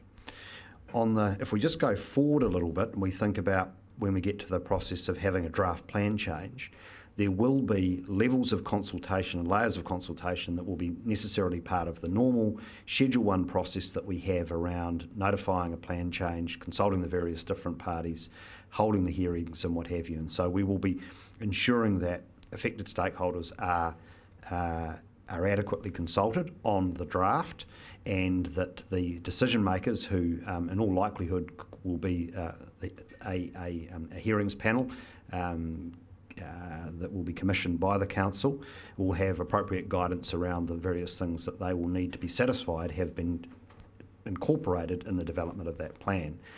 But then going back in time, as I understand it, and this predates me, the tank group itself has done quite a lot of deep diving around Tangata Whenua's interests in the tank catchments, and the collaborative group, I think, has been on a relatively deep journey there, and councillors that have been with the process longer than I have may wish to add comment to that. But as I understand it, there's been a degree of effort put into that.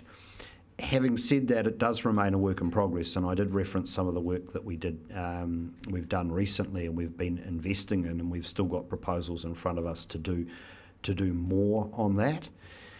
There are some resourcing constraints and some sequencing issues. So, for example, incorporating into the plan change sufficient traditional knowledge or mātauranga had been something that we wanted to ensure we were resourcing relatively well in this process. However, we already had backed up Plan Change 6 and Rule TT16 from Plan Change 6, which requires the development of a mātauranga monitoring plan for the Tukituki catchment.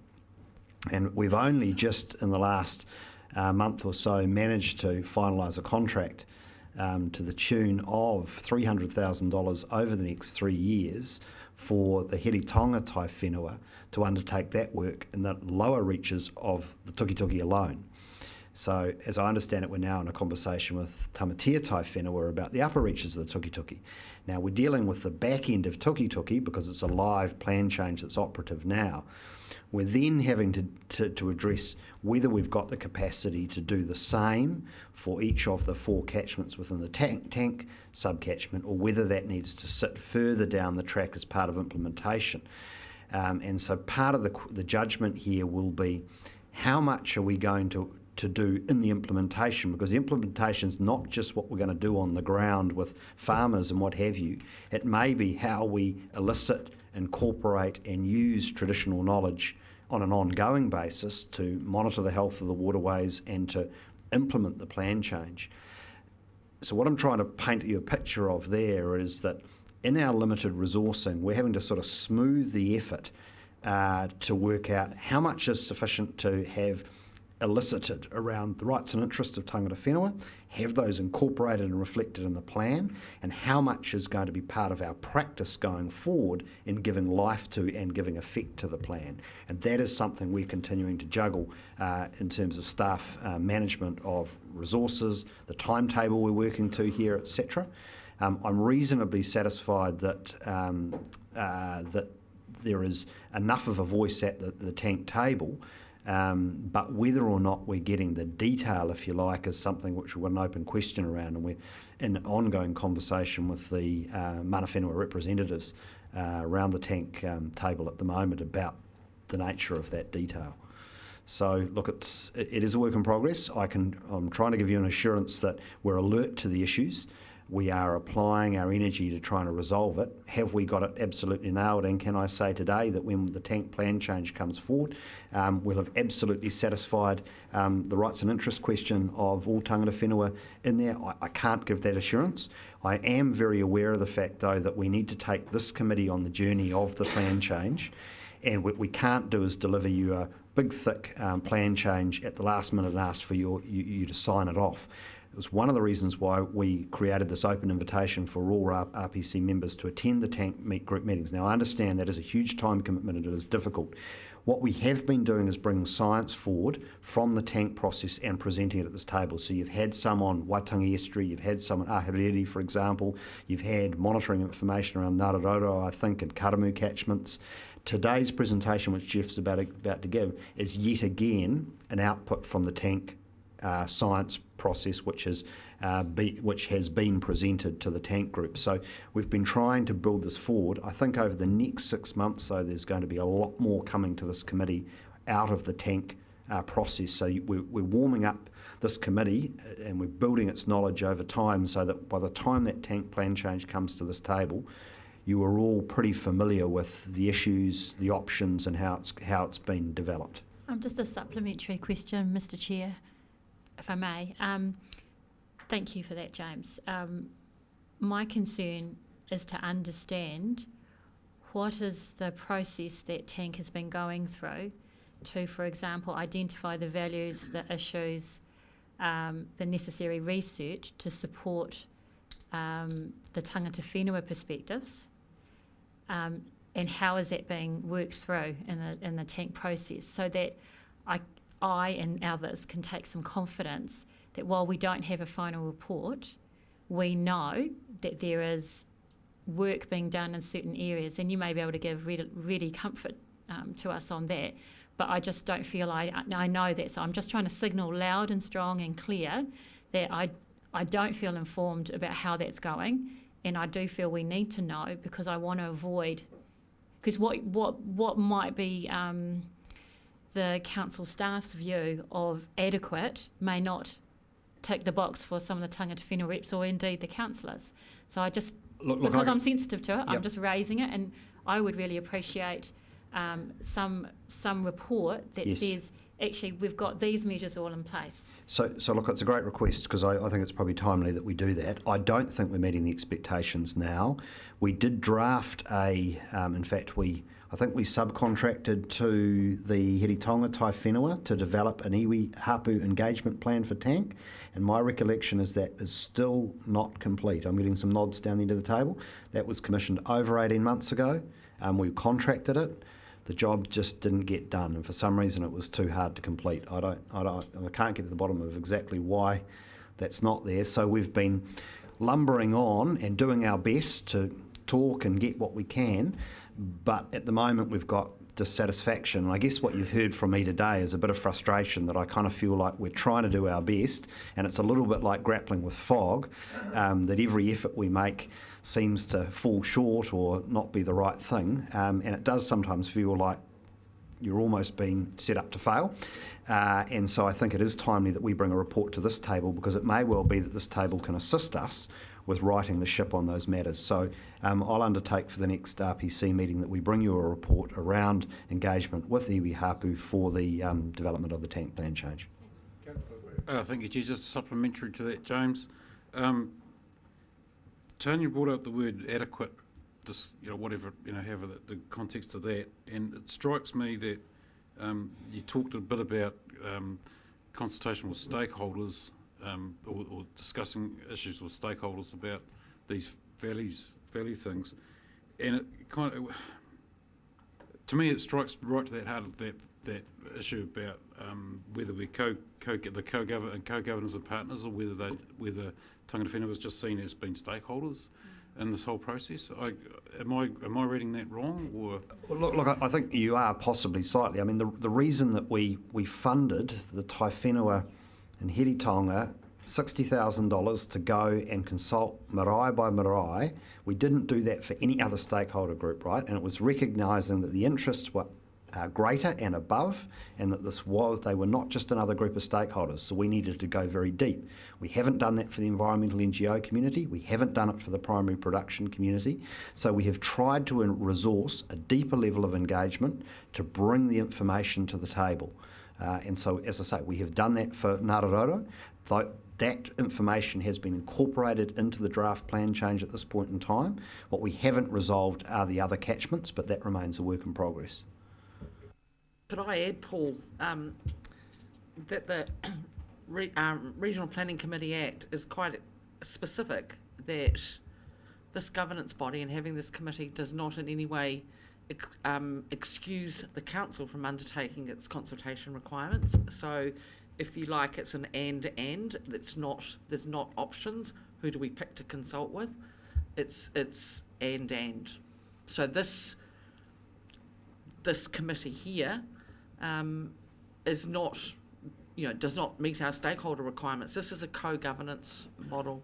It's not the consultation side of it.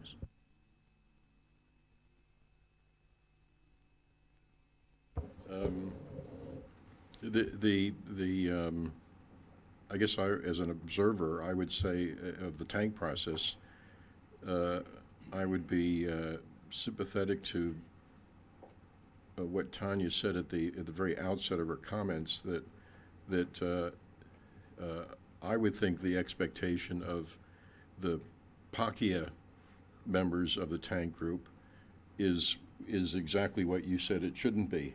It is that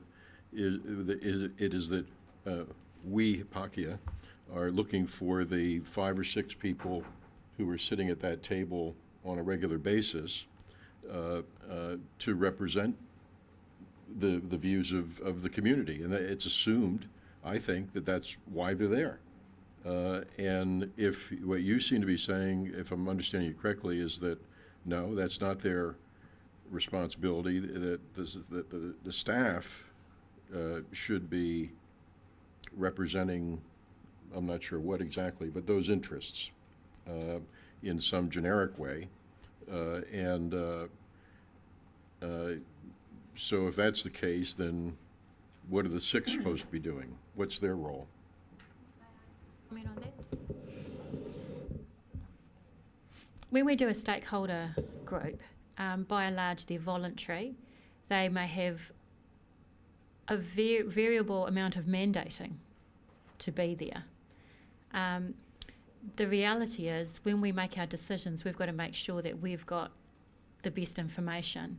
And unfortunately, relying on, and it all depends who we're talking about. You could be talking about a sole individual from a marae who has a passion for their river, they turn up, but they're not the font of all knowledge. Or you might have the Nikis who have some more resources to be able to do some research. That's variable, but regardless of what turns up to the meetings and what's said at the meetings, it's all useful information. We have a responsibility as council to do the research, and the issue here is it's just not an objective thing you go off and research, like watching a river or measuring something. You actually have to engage with Māori to, as James said, grapple with the fog sometimes to extract the information, hopefully willingly, that will inform our decision making. But it takes time and it takes effort, and it certainly takes resources. So it would be like, as sometimes happens at this table, someone will ask one of us, well, what's the Māori view on oil and gas? Well, holy moly, I can have a guess, but I don't know, and I haven't researched it. I don't think we should be relying on that. We may get some good information that was useful, but we actually have to go and find it. So I was saying to James before, I'm not worried about the science.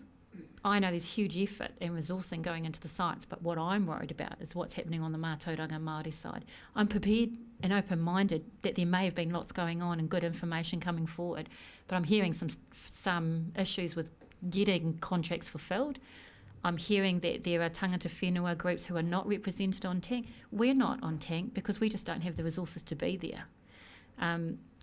So we just need to deal with those issues. We need to be really clear up front. What is not working for James's team? What are you hearing, Tom? What I can say, and I've said this to Paul just in the break before, is that quite often in Māoridom, if you're discussing a topic or putting something or giving a presentation and they say nothing, that doesn't mean they agree. It often means the exact opposite. Okay, so you just can't take silence as consent, or you just can't read anything from it, but usually with Māori it means, that's what that means. So I'm just putting that out there. So, well, I'm just saying, I'm actually agreeing with the first part of your comment, and unless somebody else who's involved in TANK has a different perspective on it, I think from the standpoint of the stakeholders sitting around the table, the Maori representatives are representing another interest group. No different than Mike Glazebrook representing irrigators, or Fish and Bird, or Forest and Bird representing, what they represent. And I took that to be the thrust of your opening comment, that we're not just another interest group. Yep. I don't know whether others disagree with me, but the whole WCO thing, this I think was viewed. There's X number of interest groups sitting around the table. You're one of them. Speak up or forever hold your peace, because we're rolling. Yep. So whether there is some greater effort required to bring things to that table by the staff, that's what I don't know. I think you're right. That's the perception. It's another interest group. This community is another interest group. So the staff are acutely aware that the representation round the table of tangata whenua is necessary but not sufficient, and I think we recognise that there is the additional piece that we need to do to bring the additional information to the table, which, as I say, we've tried to invest in. I mean, part of our problem, frankly, as an organisation, is that we don't have the capability in-house to do this, so we have to outsource it. Then we rely on contracts, and I know with the values contract we had, one of the things we came up against was the unwillingness of some marae to share and impart their knowledge on the basis that they didn't trust the process, they didn't trust the council. So we then get caught in a situation where we're not incorporating the information, but we can't extract it at the same time. So this is difficult, and I think the issues you've raised are inherent challenges around having a collaborative process. And how do you mandate? And the mandating of tangata whenua in TANK has been an issue since day one, from what I can tell. And then also, how do you marry representative democracy and 9 councillors who, based on the views expressed at this table fairly regularly, consider themselves to represent the region and represent the community. And then the difficulty, of course, for tangata whenua coming to the table, or the treaty settlement groups, and having some difficulty with representing broad-based parts of the community as well. So there's no easy answers to any of this. My approach with the tank plan change is just to try again, with reaching out, with accumulating the information we can. We will bring you a tank plan change that will have holes in the science, because there'll be things that we haven't had enough time to invest in, things we don't know. There'll be holes in the Mātauranga knowledge as well, so that will be incomplete, and it'll be a bit of a judgment call for this table about whether the tank plan change is good enough to go, noting that we'll be doing it again within 10 years, and then 10 years after that. And it's an adaptive management thing where we're just growing our body of knowledge and improving our practice as we go.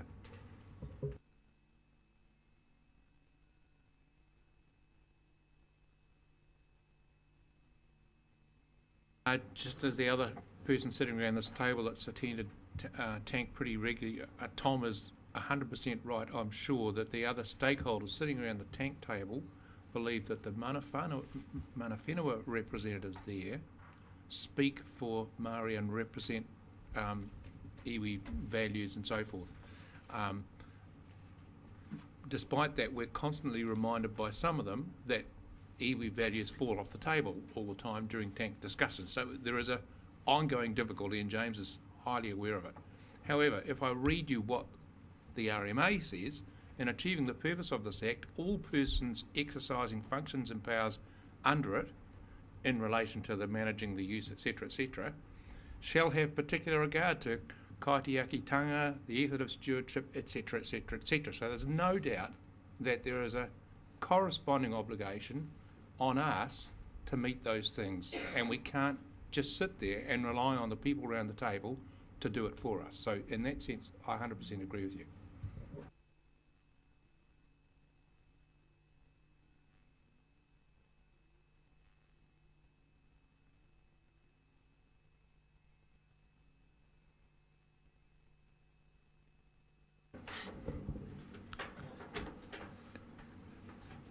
Tēnā koutou katoa. Good afternoon. Thanks for the opportunity to bring some of the work we've just been talking about, actually, in the tank group, to life before the table.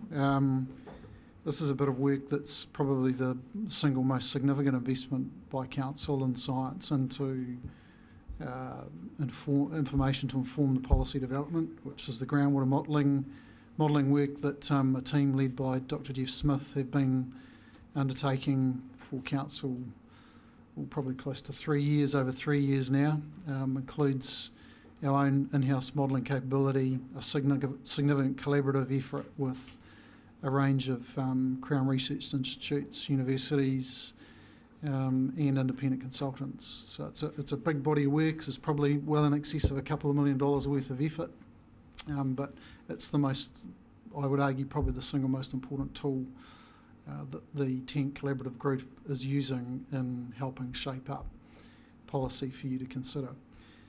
And in that regard, the model is now at the stage where it's starting to be used in anger. So the team have got it running, and it's starting to be run through some scenarios, and Jeff's going to step you through some of those scenarios, which in particular is just looking at what's happening with the resource in response to current water use, and what could the future look like under water use scenarios, what's going to happen to spring flows and river flows across the basin. And there's some issues in there that are coming out of that sufficient that there's recommendations coming to the Environment Services Committee meeting looking to put a temporary halt on further allocation of groundwater out of the Heretaunga plain, recognising that there's no easy, there's no simple way of doing that, and ultimately any change will have to be reflected in policy that comes out of the tank process and then comes to this table. But sufficient to say that there's enough information from the modelling now to say, hey, look, we're concerned about where this could go, and we think there should be some temporary or interim measures to pause it. So I know that Liz is bringing a paper to the Environment Services Committee next week or the week after, next week. So Jeff's going to step you through what has been presented to the tank group. So it's the same information they've seen. We thought it would be helpful so that you understand those conversations and you understand why the concerns exist and therefore why the paper will be going to Environment Services next week. So I'll hand over to Jeff. Thanks, Ian. Kia ora koutou katoa. Mr. Chair, would you mind if I stood to present this? Thanks. Just make sure you speak loud enough because Yeah. people can't hear it on the live stream. Oh, okay, yep.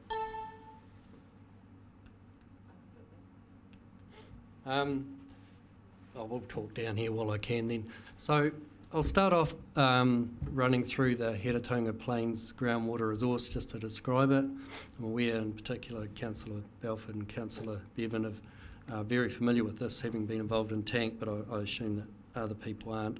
Then I'll talk about the modelling that's been done, and in particular the groundwater surface water interaction investigations and the stream depletion modelling to talk about the effects on those surface water bodies, bearing in mind that the regional plan requires council to manage groundwater takes so that abstractions don't have adverse effects on rivers, lakes, springs and wetlands. Then I'll talk about, so that's for current use of groundwater, and then I'll talk about the simulations that we've done forecasting increased pumping and what that means in terms of allocation considerations before we'll wrap up at the end. So just explain how the groundwater resource works. The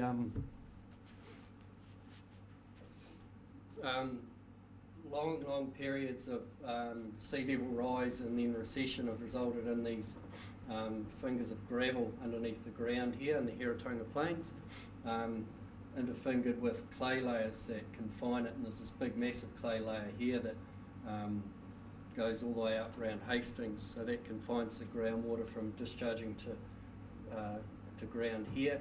It does flow out to sea, but also we've got springs that discharge the groundwater to surface water bodies, and they're really important. Also have these wells throughout the Heretaunga Plains. The main input to the groundwater system in terms of recharge are the rivers, and then they contribute about 70% of recharge to the aquifers. And rainfall or land surface recharge contributes about the other 30%. And then the outputs, the main outputs are the spring flows and pumping, and then there's this also this output to sea. So if you look down on the plains themselves, we have Napier here, Hastings and Havelock North, three main river systems, the Takutai, Narororo and the Customary systems, all flowing into the Waitangi estuary and out to sea. Groundwater flowing through the aquifer system, also discharging out to sea. And evaporation from sea brings rainfall to the hills, discharges to the rivers, and this area here, which is around Roy's Hill, Fern Hill area, is where most of the recharge to the aquifer occurs from the Narororo River. So the other things that are going on are spring discharges to like the Raupari stream down here, and the Iron Gate, and the Customary system itself, which is fed mostly from spring discharges. So that's what would occur naturally, excuse me, within the groundwater system. We've also got pumping going on, just 4 pumps here to represent what's going on across the whole plains. But in there we've got abstraction for irrigation and also some lesser number but relatively large abstractions for public water supply and industrial use. And in terms of managing those groundwater takes, this is the actual water utilisation since 1980.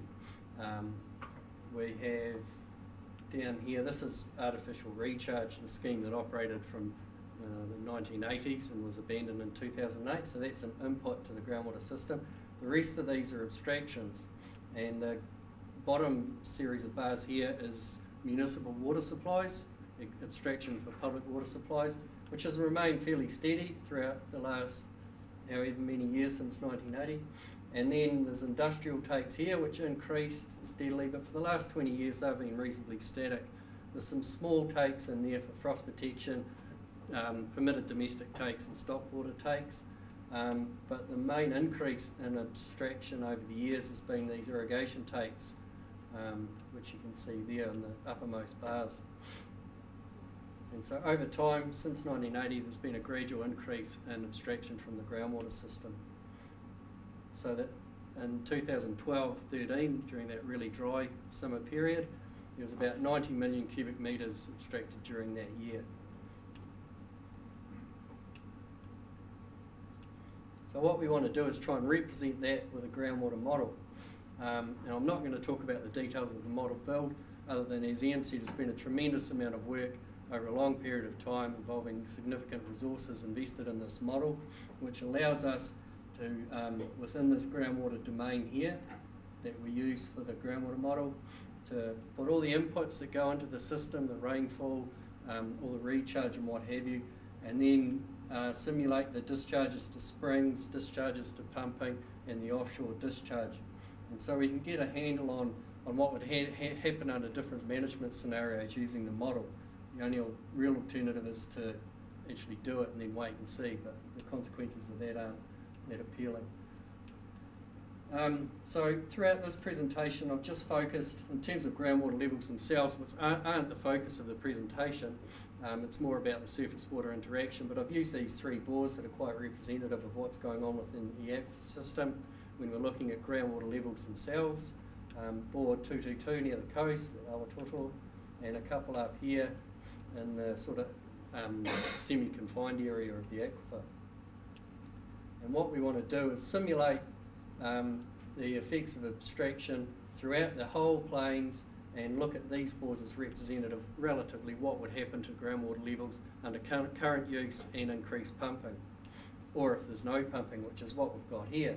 So to look at the effect of groundwater pumping since 1980, the model was calibrated to what's actually happened, which of course is with pumping, and that's these red lines here. That's for bore 222, 3697 and 3737.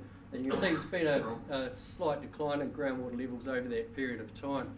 Now to compare that with what the groundwater levels would be with no pumping, you just simply turn the pumps off in the model, and that's these green lines up here. So the difference between these two lines over time is the effect of groundwater pumping on groundwater levels. And these, I think, are elevations above sea level. So talking about a couple of metres of decline in groundwater levels as a consequence of pumping, as you can see there. And also you can see that the increased amplitude or magnitude, size of the seasonal variation, the relatively small seasonal variation going on here between summer and winter, but with pumping, of course, that summer pumping increases the seasonal variation over time. So that's all really interesting for describing what's going on now. But the model's also being used to look at the stream depletion effects. And what we did first of all was try and identify the connection of the groundwater system to the surface water bodies. And we identified these zones within here. The red zones are what we call direct takes. So after 7 days pumping, more than 90% of those groundwater abstractions are from surface water bodies, if you like. Then we thought, well, what would happen if the Tuki approach or Plan Change 6 approach was adopted in the Heretaunga Plains, and that after 150 days pumping, if more than 60% of that pumping is coming from stream depletion, then those groundwater takes are managed with restrictions. And what we found in the Heretaunga Plains is a really highly connected system that's, in terms of groundwater time, it's relatively fast. And so almost the entire Heretaunga Plains, all of this area here with the blue shading and orange and red, everywhere except these green areas, after 150 days pumping, more than 60% of that groundwater abstraction would be from surface water bodies. So under the Plan Change 6 framework, those takes would all be restricted in terms of their take based on surface water flows, which would not be ideal in terms of the economic effects. But what we have found is it's a really highly connected system, really high connection to surface water bodies. And that's a consequence not of a few large takes that could easily be managed, or it's not a consequence of takes that are really close to the streams. What we've got in the plains is hundreds and hundreds and hundreds of consents all across the plains, the size of the circles, that's the key there, indicates the size of the abstraction. So there's some large takes here and here, which are about between 150 and 200 litres a second at the greatest period of abstraction. This is for 2012-13, that dry period. And these are public water supply takes. But what we've also got are all these hundreds of takes that are much smaller, but many more of them throughout the plains. And when we combine the actual abstractions with the stream depletion connection that we had in the previous slide, we can calculate the actual effects from this pumping on surface water bodies, which was what we've got in the next slide here for the Ngātaroto. So what we did here is we calculated the Ngātaroto stream depletion for each of the takes throughout the Heretaunga Plains. And there's a few of these larger municipal takes here, between 20 and 40 litres a second stream depletion, but most of the effect is coming from a large number of relatively small takes throughout the plains. Like these are like 10 litres a second or even less than 2 litres a second stream depletion effect on an individual basis, but collectively that adds up to a lot. Jeff, it might be worth explaining the Ngātaroto goes under the Takutai and feeds across. Thanks. Yeah, so what's happening here is the Ngātaroto River, which flows through here, is around about 4,000 litres a second that is lost from the Ngātaroto into the groundwater system. So most of this groundwater in here is coming from the Ngātaroto here. And so that's what it's looking at, is the extra losses that would be experienced in the Ngātaroto as a consequence of this pumping.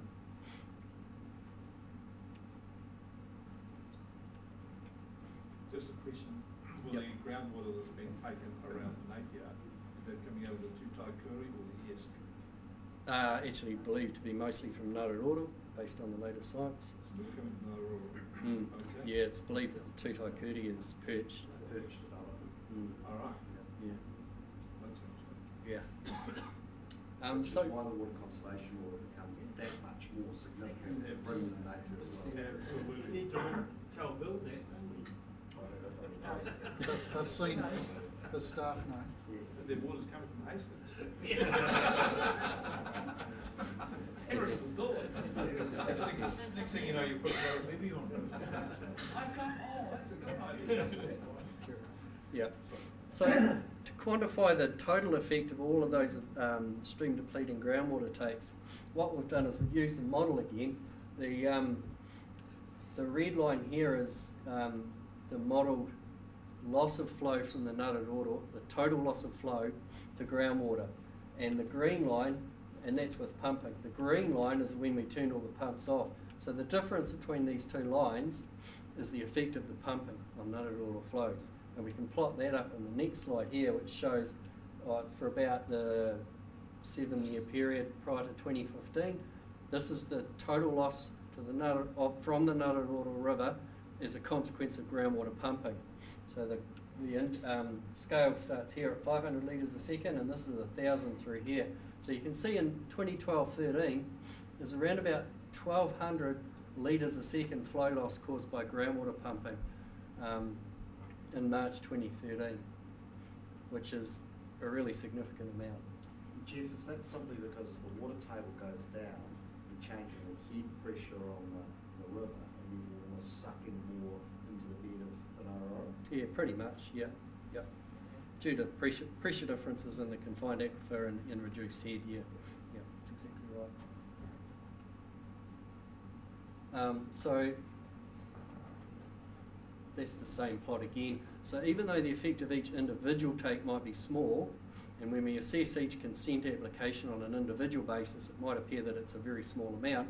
What we're looking at is death by 1,000 cuts, where the cumulative effects of large numbers of those widespread abstractions is large. That's what's causing this. It's not individual consents on their own. And bearing in mind that the minimum flow for the Ngātaroto River is currently 2,400 litres a second, the actual flow in March 2013 was down to 1,300 litres a second. So surface water takes were on restriction. Habitat was quite low at that time. Without groundwater pumping, it would have been 2,500 litres a second. So it would have been above the minimum flow, surface water takes would have been able to continue, and there would have been more habitat available. So just to be really clear on that, yep. If we had our policy settings correct with respect to achieving 2,400 litre per second minimum flow, we theoretically would be putting all pumping, including municipal, right across the Heretaunga plains off, everyone on that, no water use, and we just make need to meet our target. Is that It's kind of worse than that, because if we shut everyone off when the flow was getting low, when this was starting to take effect, you could shut them off, but the actual benefit to the Ngātaroa might not be felt until way up here.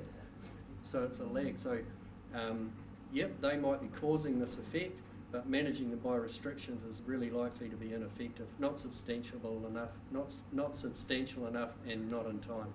And aren't we also find that historically our method of dealing with this was to target a limited number of water users, a very limited number relative to what you're saying now, and they're the ones who bore the brunt in terms of ban days and so forth, as opposed to the wider users of the catchment, of the aquifer. Yeah, exactly right, because when we assess these applications on an individual basis, it's the takes that are closest to the streams and rivers, using the analytical models that you use for individual assessments. It's the close takes to the surface water bodies that show high connection. The cumulative effect of all these groundwater takes hasn't been evaluated until now, until we've had this model. So this is just the start of the information that we're getting out of this model. Just in response to the James's question, if you were going to then hit the 2,000 water litres per second, that you couldn't actually start shutting off the pumping at the time it was in decline. You'd have to shut it off in anticipation. So you'd have to shut it all forward. So in October, November, you'd have to close up the pumping. Yeah. Is that what you're saying? Yeah, and you'd have to know that this was going to happen in advance. That's a real management challenge, given the temporal shifts in all of this. Do we shut people down because we think that we're going to have a dry summer, or do we wait till we've got a problem, then by then it's too late to launch out, if you like? It's a little tricky.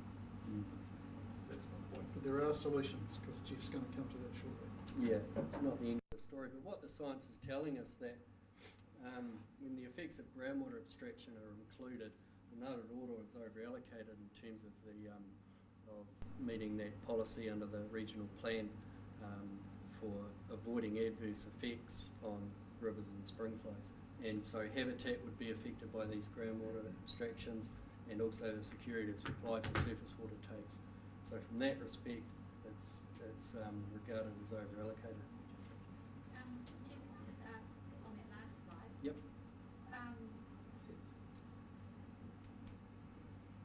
So this is which is the depletion, the up or the down? Both.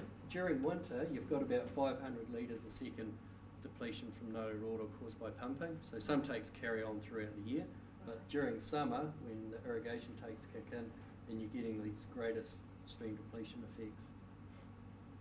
Recognising you've got big municipal takes that run year round, they're not seasonal, they're pretty steady.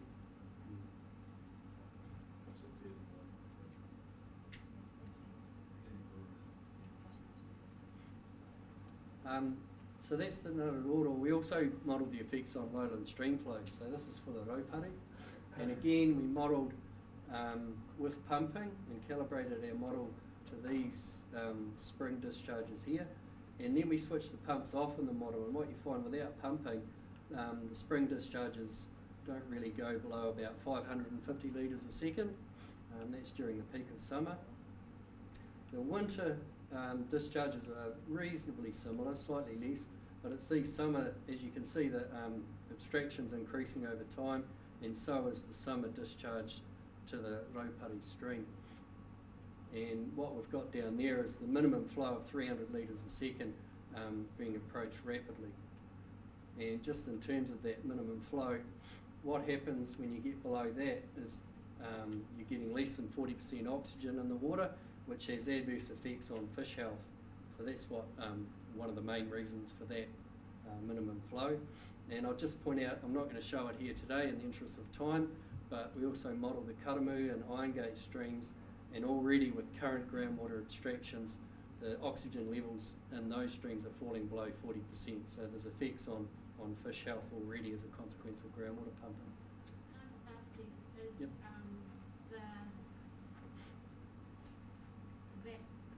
that level there, the dotted line, Yep.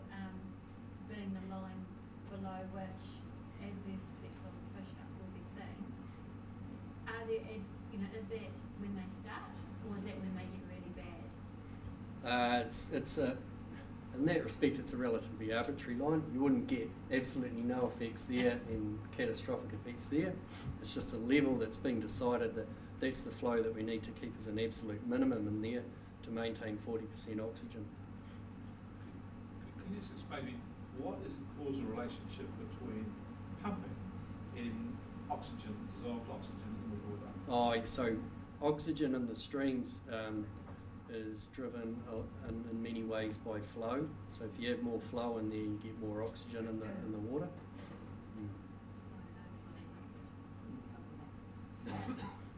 I mean, there is like a survival velocity that we can also refer to regarding minimum flow setting. I think it's 0.04 metres per second velocity, and that might be a flow way down here, but that's an absolute threshold where you're just going to see things, nothing living in there below that. So going back to my question then, there's potentially adverse effects happening to fish because of lesser dissolved, or because of the dissolved oxygen they compromise as you get down to that level. But above that line, there may still be Some effects. Some effects. Yeah. And the orange line is pretty arbitrary. Yep. Well, it arbitrary in the sense that it could be something else, but it has been decided through a process, and that's what TANC needs to consider as well, is those trigger flows. It's not a binary thing that at that level things flip. There'll be a relationship. It's probably not a straight line. There's probably a curve to the relationship, and there will be effects. As soon as you alter it, there'll be some effects, and you might not be able to measure it, but there'll be some effect as you get down to these sorts of levels. The science is saying, look, at that level you should avoid that and try and stay above it, because you get into the point where you'll have noticeable effect. And what the model permits is that if the tank group were to say, we want a higher level of protection, let's say from an ecological standpoint, what are the flows that would have to be met to do that, and what's the spin-off of that, for the whole system? Yeah, my curiosity is, what does adverse effects on fish health look like? Is it we're going to see dead fish, or is there some impact on the ecosystem that shows it's declining? So, not today, but it would be useful to understand what that measure of adverse effects looks like. Yep, absolutely. Because we're talking about pretty much fish health effects here, so you still see the fish there, they just wouldn't be in absolute top condition. So if we threw plan change 6 straight onto that, where would the line be, roughly? Or I suppose no one's done that work.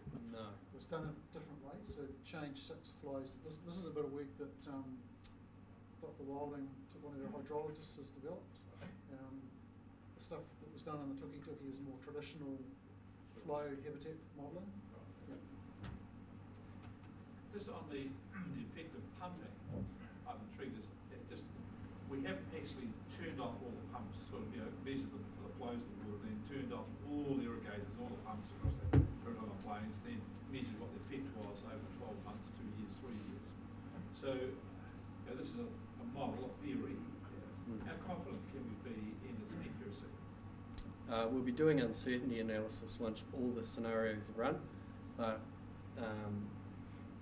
I'm spectacularly confident in this model. The more we use it, the more confident I am in it. It's been calibrated to actual spring discharges and stream flows, calibrated to groundwater levels throughout the plains, not just 1 or 2 points, and it calibrates really well.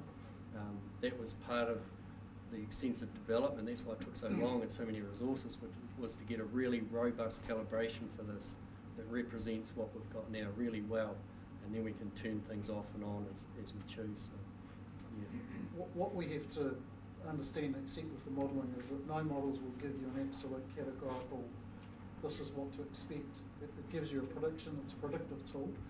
What Jeff's done and the team have done is worked on some calibration and refinement of the model, so that it's sufficient to say it's a bit like we leave this building today and we go to the airport and the model says we should arrive in Auckland.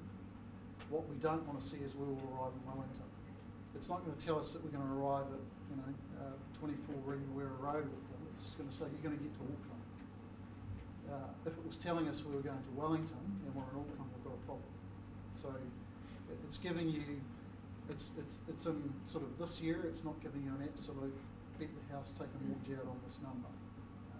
That's the value of the models. That's how we should be saying we would want to use the models. Extensively peer reviewed and best in class of anything in the country, possibly Southern Hemisphere. And that's why it's cost sort of $2 million.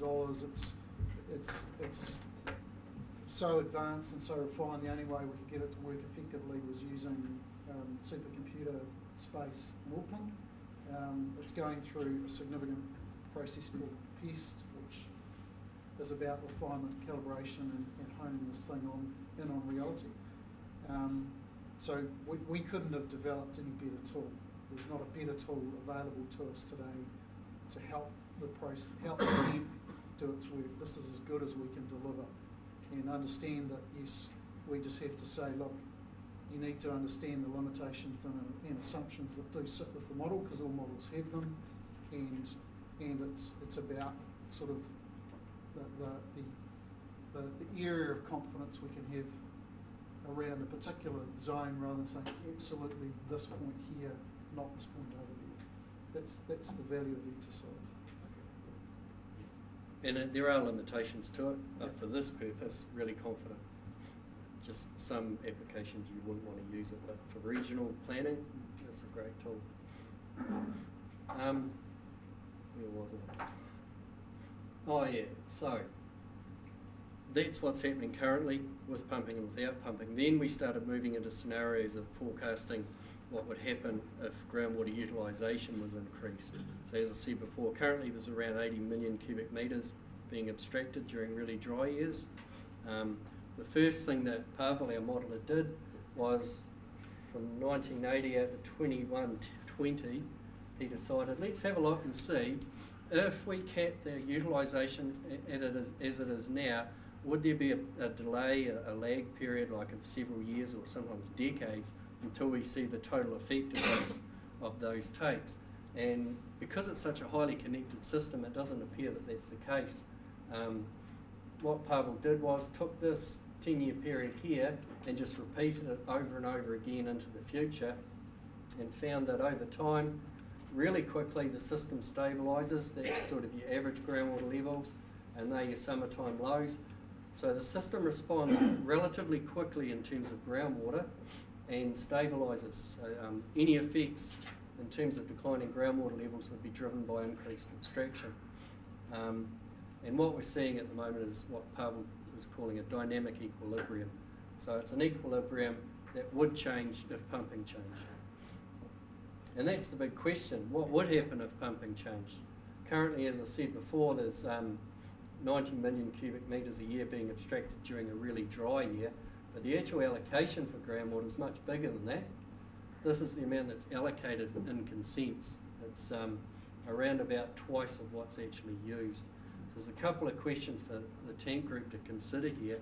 Is all these abstractions down here are actually entitled to take this much? So clawing back the actual allocation to what's actually required seems like a really good idea.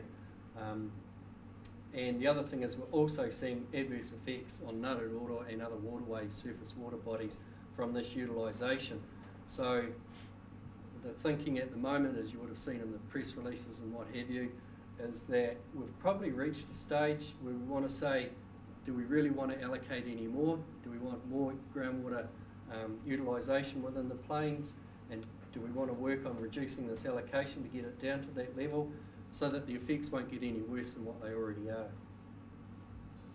So is everyone really clear on that point? Because that's a really fundamental point to the discussion, is that in essence there's more allocated on paper than is used. We're seeing that at actual levels of use there are effects, and what Jeff is going to explain to you shortly is what happens if you see actual use go right up to match the paper allocation. So it's a really important kind of step in this journey, is understanding that you've got actual use and you've got effects being seen and the model predicting those. And what you're going to see shortly is what happens if we crank up the pumping and take your 90 million a year and make it 100 million, 180 million a year. What happens to the system, the plains, the spring flows, the river flows? I can just interrupt. It's not actually likely, is it? You're going to drop an atomic bomb on us, but during the drought, a significant figure during the drought that the growers in Twyford anyway only use 40%, 47% of their allocation, which sort of looks about that, doesn't it? But under 50. And that's actually a really good point, Rex, is that, you know, we're not putting this stuff up to try and frighten anybody, and you'll see soon that You are going to. These effects though are, some of them take some decades to occur, so we don't have an immediate burning platform right now that we're all standing on. But what we're saying is that based on the tool we've got and the predictions that we can make, we're saying now's the time for a cup of tea and to think about whether you want to see more come out of this resource than is currently coming out of it. And if not, then that's something the tenant group will go away and, you know, and is currently thinking about, and will probably bring back to you a policy to think about. And in the meantime, there's probably some steps you can take, a la Liz's paper, to say, well, let's just stop or avoid any more being added to what might already be a bit of a problem that we've got in terms of bringing that black bar down to match the red bar or thereabouts. But while we have data on the red arrow, what we don't have yet is any empirical grounding of what the increased demand might look like. True. Right? Yeah. It's a bit of work we are doing. Yeah. I guess the point is that in terms of a plan, this is what the tank group, that's the limit that they need to be setting, and council needs to be setting as an allocation limit. We don't manage that per se in the plan. And if that's the allocation limit and our friends in Twyford have realised we only use 50% of our water, so therefore I might try to transfer 50% to someone else, and the application comes in and says, look, there's no net effect on your allocation, so then it happens, then that could ramp up, depending on demand, as you say. Can I just ask what might be a really stupid question, but why, when people apply for water takes, why are they being granted allocation that's double what they obviously need? Yeah. Or is it that there are people who apply for consents for water takes but actually don't use them at all? It's mostly because people have allocations more than they're using, and one of the reasons for that is that there's historic takes that weren't really assessed for efficiency. They're still in there, they've got consents. Another reason there might be a large farm that wants to irrigate the whole farm, applies for a consent, ends up only irrigating half of it, that sort of thing. The other point is that in a consenting process, there's a process that you go through based on crop type, soil type, land area that gives you an overall crop expectation for water demand, and then you can then calculate an allocation for that particular activity. And that's typically how consent allocations are granted. What we're finding now, of course, because that's a theoretical limit, what we're finding obviously is with good metered data and good actual use data now, as you're seeing that, well, actually those allocations or those expectations on crop demand are probably far higher than is actually needed. And the other point that Jeff has made is that efficiency under different irrigation types, irrigation systems, you get different efficiencies. So some people might be really effective at utilising limited water and some might want to use more. So it can be quite variable. But all of this is really helpful because what it's saying is that it's likely that even under current land uses and current activities, the actual allocation is probably not all required to, you know, have some productive use to grow crops. It isn't the answer to Tanya's question, really, that the resource consent was basically free. You didn't have to pay for the farm. And why would you go and apply for 100 cubic metres of water when you could apply for 200? The same cost. Yeah, it is free, certainly, but in the consenting process there is a screening to say, look, if you've got 2 hectares of land, we're not going to give you 200 million cubic metres of water because you'll flood the place. Now, there is a screen to say, look, you don't need that much, but we think you need this much. Well, that practice has been in place well before my time here. The other thing is consent holders do get charged by volume. For example, Section 36 charges, so there's perhaps less incentive now to apply for more than there was. But my point is, Yeah, historically. consent is free and easy, just apply for more than you need, just in case. Yeah. There has been elements of that. Carry on. So, and obviously part of the issue that we face right at this point in time is that reducing this allocation down to here won't happen overnight. And the tank process is still underway, obviously, so these limits haven't even been established yet. So in the meantime, what we're saying is that the science is suggesting that there's adverse effects happening on surface water bodies, and that's being used as a technical basis to assess consent applications in the future, which would have to show that there's no further effects on surface water bodies. And 100% of the tank group agreed to that. Yeah. So, In terms of modelling abstraction, we looked at 10-year averages for each particular type of abstraction. So the municipal supplies have been fairly static. Industrial abstraction increased a little bit over time, but that's remained fairly static over the last 20 years. And it's these irrigation takes that have been increasing over time at about 10 million cubic metres for every 10 years the increase has been. So we thought, let's model that rate of increase over time, just as a what-if exercise. So this is where we are now, and let's assume there's a 10 million cubic metre increase in groundwater takes every 10 years. And what we find is that if that's current, this is the sort of region out here where the actual allocation is at the moment. So that's a reasonable indication of the effects that we'd experience if everyone used the full allocation they're entitled to.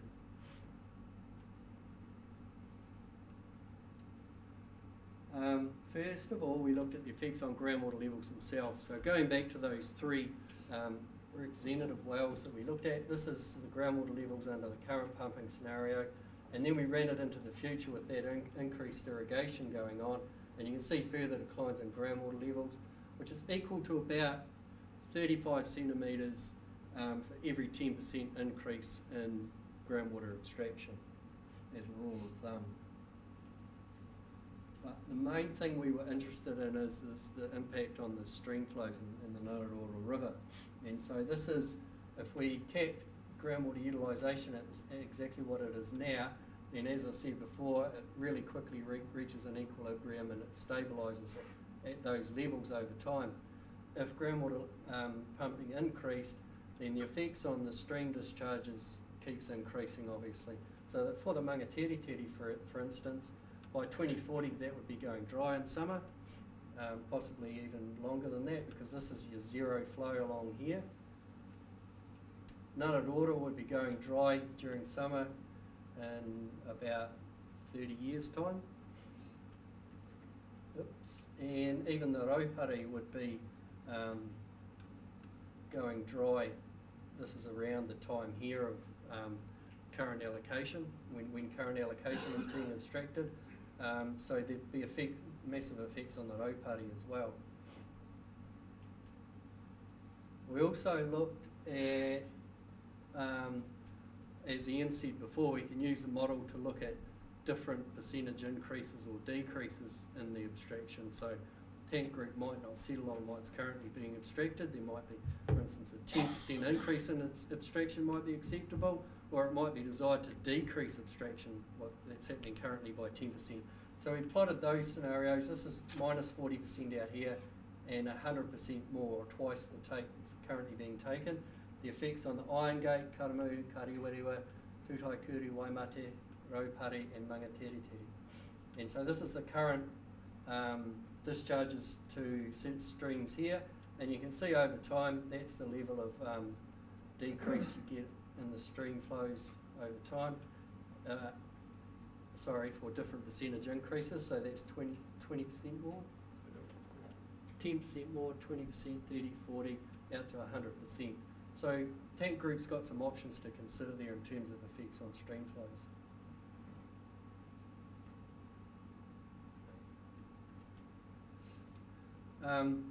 And in terms of managing these effects, yes. The other point that has been made to the group, which I think this group needs to understand, is that, and NIO has been a regular raiser of this issue, is that the comment that was made earlier about the stabilization, the equilibrium, dynamic equilibrium, there's been concern amongst some members of the tank group and the environmental side of it, the Maori side of it, that we're actually mining the aquifer by, in fact, taking more than it can replenish. And the significance of that leveling out is that at the current rate of take, we're not doing that. And so we're in conveniently, we're at a point of equilibrium at the moment. But if we were to take more without moving on to the mitigation options, then we would in fact be mining the long-term supply, or whatever you want to call it, of the aquifer itself. Is that a fair summary? Yeah, absolutely. And I think, you know, one of the consequences of it being a really highly transmissive aquifer system is that we do see that widespread effect from groundwater takes on surface water bodies, but as you say, also it responds quickly. So if there's management decisions are made, you see the effects rather quickly. We're not staring down the barrel of a 20-year wait to see the very worst of the effects manifest themselves. Do you want to that? Just anecdotally, the head on my well is higher than it's ever been since I've been there, 30 years this year. Is that? Well, but the point is I'm 60 metres into the aquifer, so is the aquifer totally replenished?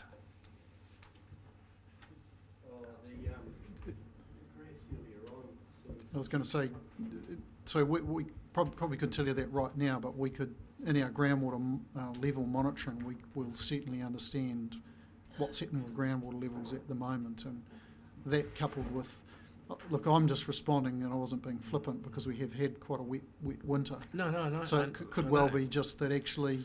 I was in the Adriatic at the time, but right. I heard you did. Yeah. So we've got a lot more water in the system. I'd perhaps encourage you to come to our first climate briefing, which we'll be having in October, where you'll get to hear how the winter went and what our groundwater levels are looking like, because we'll be able to bring all that together for you.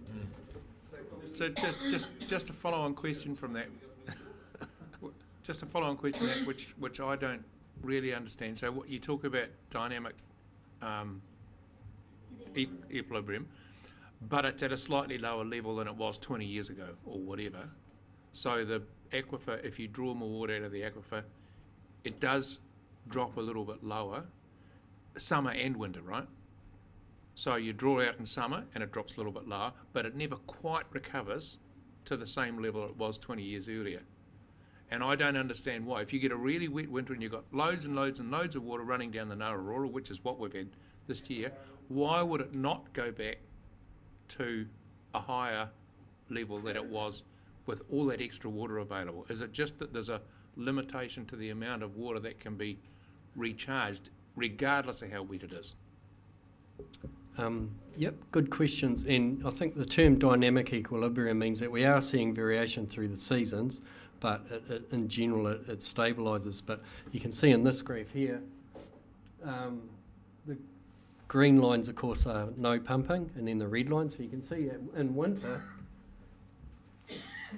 you're almost getting back up to the, you know, it's not that far less, and that's probably a consequence of the takes that are occurring during winter.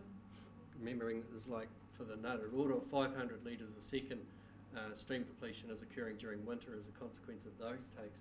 But the biggest effect is this summer low flows. That's where you're seeing this massive effect.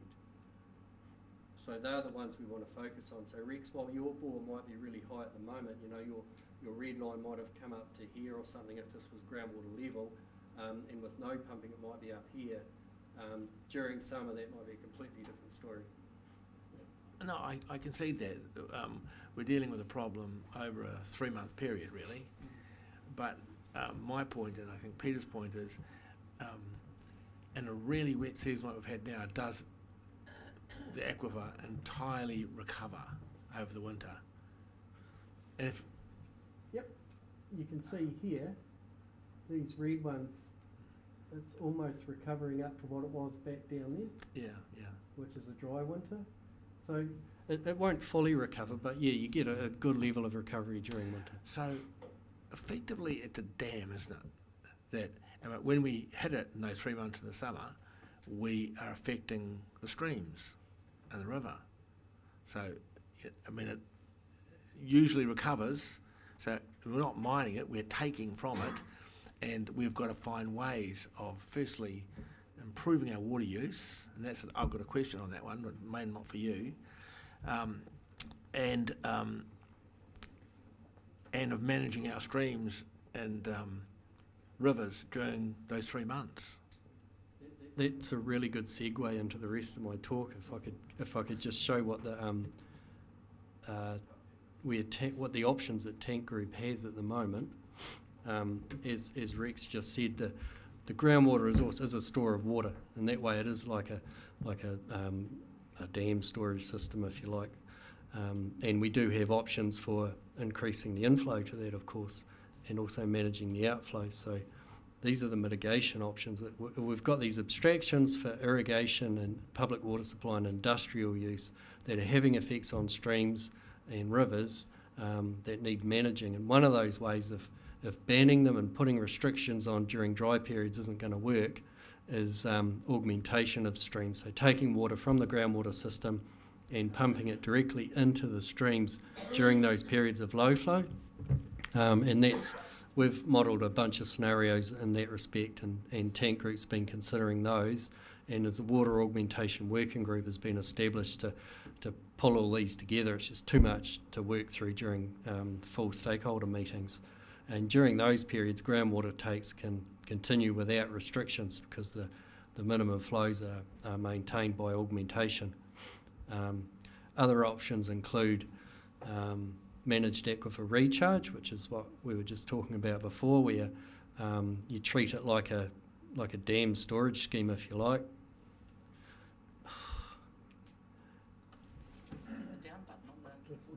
Oh, it's right there, isn't it? Yeah, thanks. So exactly like the artificial recharge scheme that operated from the 1980s and was abandoned in 2008, we can model the benefits of managed aquifer recharge throughout different parts of the plains and under different input scenarios. Also, in terms of the Ngāruaoro, that's really unlikely to be successfully augmented from groundwater takes, given that you're having to offset about 1,200 litres a second during really dry summers. So the augmentation group will also be considering river augmentation from out of stream storage, which is shown just for illustrative purposes here, where a relatively small mid-sized out of stream storage scheme might be able to store enough water during periods of high flow to release during low flow to offset those groundwater takes. So these are the options that Tank Group's looking at. Yeah, but would it not be a fair option to explore, which I think we are, that it might be more prudent to find a way to save 10% of our current use as opposed to finding a way to increase it 10% in terms of supply? Which is why some people have felt that there's a rush to augmentation as opposed to, well, we've already established we're only using half the allocation we already have been granted, and maybe particularly some people have focused on the municipal use, saying that we're the highest per capita users of water on the planet. Havelock is that there's savings to be achieved. So it's really a mix of things that need to be looked at. And then I just want to add to Tom's point. Don't want to labour that point, but I would have thought there's at least 10% saving in the system, given technology, improved technology, and since the global thing in Twyford, they saved a phenomenal amount because it didn't overwater, and in crop use. We've got someone looking at it, haven't we? There are various crops, like for instance, dairying uses hugely more than grapes, for example. So the type of crops that we put on the Heretaunga Plains will greatly alter the need for water. So I would have thought a really good look at that using technology, and that we could save 10% easily. I completely agree, and I think there's a number of areas of efficiency you could consider. Certainly municipal takes. We are high per head of capita users of water in Hawke's Bay simply because you don't pay for it. It's free. Going to Councillor Barker's point before, when I lived in Nelson and I paid for it, I watched every drop I used. So that's a consideration. How can we make municipal takes more efficient? How can you make irrigation takes more efficient? Because I'd hazard a guess that there's a lot of potentially dated irrigation systems across the plain that need to be phased out over time. And we can, again, you could look to drive in the policy some irrigation efficiency requirements for use. So if you want it, that's fine, but you're also expected to have a high level of efficiency in terms of your system. Move away from hard guns to drip irrigation and other techniques. So there are lots of ways, and if you think about that, if you've got 10% per decade of increase, you could then wind out 10% of efficiency, which gives you a decade of increase in the bank, effectively. So there are ways that you can mix and match this. I guess what this is demonstrating, though, is that the Tank Group it's now got a really useful tool that it can run these scenarios and test them, and that ultimately it's probably likely that you're going to end up with a policy coming at you that isn't traditional, that it's not kind of the convention or the norm, because there are options here to be quite dynamic about how you choose to model, to manage this, and that these sorts of tools will help you in terms of assessing what the right policy settings might be. Can I ask a question? Jeff, just going back a couple of slides when you were showing the options, the mitigation options, you had augmentation of the streams and rivers. By that, are you meaning pumping the water from the aquifer into the streams and rivers to lift the level? And what science has been done around what is the impact of doing that? I don't know what magic happens under the ground to the water, but we would be effectively interfering with a presumably natural process. And I'm just wondering, because I do support the comments that have been made about, well, before we go off interfering with all this stuff, can we look at what we can actually do above ground in terms of the users being more efficient? So my question to you is, has this augmentation been done before, and is there science supporting, or at least covering off what are the potential risks, or is it never been done or never been researched and we don't really know what the impacts are? So really good questions, and we've spent quite a few meetings with the Tank Group resolving or considering those issues. It is being used at the moment. The Twyford Irrigators Group augment the Raupari stream during periods of low flow. And we've been able to use the model, because obviously you take water from the groundwater to put it in a stream. It has some effect on the groundwater level and also on the stream. But what we found using the model was that you're only taking that water for a relatively short period of time to augment those streams during periods of low flow, and the effect on the groundwater system and the streams is attenuated, so it's sort of flattened out over time. So the benefit to the stream far outweighs any cost that you get from the augmentation system itself. And so we're able to use the model to explore those options, and what I'm trying to show here is that there's not one silver bullet that I see for this system, and that the Tank Group's considering. It's like a range of options that will probably be considered in combination, and that's what I was going to show with the this one here, is that, as Councillor Belford said, we can't discount the possibility of actually reducing the utilisation, and this graph up here, if you can see the pointer there, shows the benefits to the streams if you reduce the actual utilisation by 10, 20, 30 and 40%.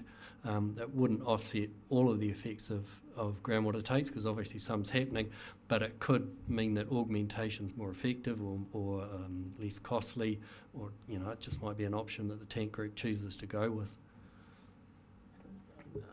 I think Tony's question is more about the ecology. Does it But I did wonder about that, that it comes rushing out of the aquifer and it comes in that waterfall and down it goes. Do the eels don't mind that? Do they not mind? Well, have we checked it? It's an artificial process that we're doing.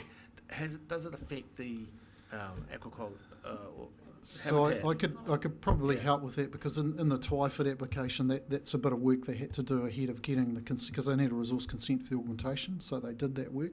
Really the key issue is that you're taking water from below the ground that is low in oxygen, and then putting it into surface water. And bearing in mind that many of these systems across the plains are groundwater fed anyway, they're spring fed. So you're interested in temperature and you're interested in dissolved oxygen. You don't want to artificially decrease or increase temperature, and you don't want to artificially decrease oxygen, because groundwater is typically low in oxygen. So one of the things that they have to do is oxygenate the water through putting it through a Venturi system or over rocks and stuff to aerate it before it ends up in the water. Otherwise, from an ecological perspective, having more water in the river, as long as it's as good a quality as the water they're in, increasing their physical habitat if you're a fish is a good thing. It sounds to me, sorry, I'm not entirely sure who the question will be asked to, but it sounds to me very much like what this model is showing us is that at one stage or another, very soon in the future, whether it's now or whether it's in 10 years' time, because we muck around and fiddle around with a few things, we've basically reached the limit of the amount of water take that we can have on the Heretaunga plain, regardless of, like I say, whether we fudge it, whether we put a dam in, or whether we augment it or whatever. You just cannot keep on growing the amount of water take for water that's not there. So I think, would it be fair to say that at some stage or another we have to consider just there has to be some sort of limit to growth in terms of water use on the plain? So, and look, you're absolutely right. The science isn't going to tell you what the limit should be. What it's going to give you is a tool to decide for this committee and then the council to decide where the limit is. But absolutely, you're going to be put in front of you very soon some hard decisions to make around setting limits, because you have to by law in the NPS, and you have to reflect that into your regional plan. What this is going to give you is a tool to have those conversations and decide where you want those limits to be. Is it at the actual use? Is it 10%? Is it 20% less or more? All of those things are before you very, very soon.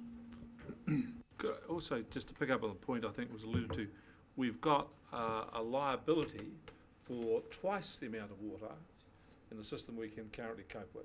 That's what we've got. That's how I read that.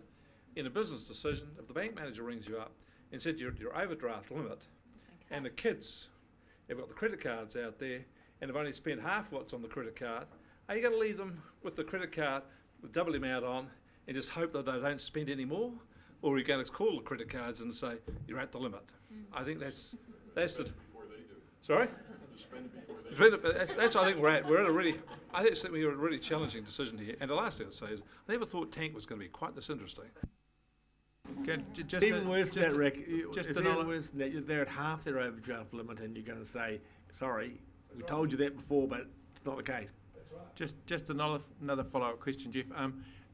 You did some modelling that showed what would happen if you went down to, I think, twice as much, if the full allocation, if it was actually utilised. If we did an extra 10 million, you would be able to model the new dynamic equilibrium that we had in the aquifer, right? And you would also be able to calculate how much supplementary flow or augmentation flow we would need in the streams and rivers that would thus be affected, so we'd know what was required to be stored at the surface, if you like, or what would need to be used more efficiently to make that work. Yep, that's exactly right, and that's what these chart plots here show us. For every 10% increase or decrease in groundwater abstraction, what the effects on stream flow would be. So obviously you decrease your utilisation, there's less augmentation required. There's a number of permutations and combinations that need to be explored, so that's why I'm really keen to start getting involved with the augmentation group to nut out the best possible combinations of these. really important. This is going to be a challenging conversation for our community in a lot of ways. We've all been used to just be able to turn the tap on and use as much water as we like. We're being told here we can no longer do that. What's worse, we're not going to be able to do that in the future. And I think one of the key things for us here is we need to have some careful consideration of how we message this for our community, how we start the conversation, and how we process it. Because I just think if we don't do that, we could have a significant problem. This is a really challenging conversation. I think the comms need to be carefully considered. I think it's significant.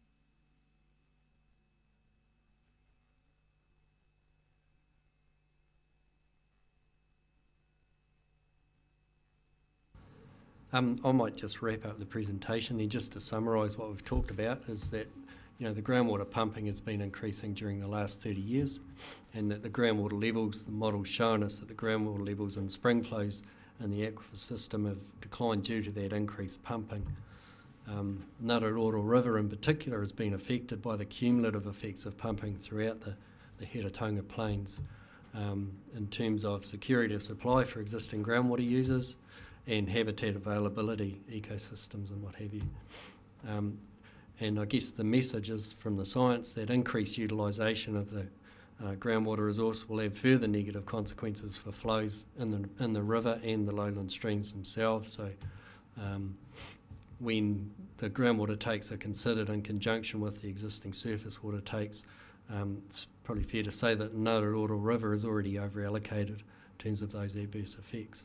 It's not catastrophic by any means, but we're thinking that it's time to sit down and consider what's actually going on and how to manage it.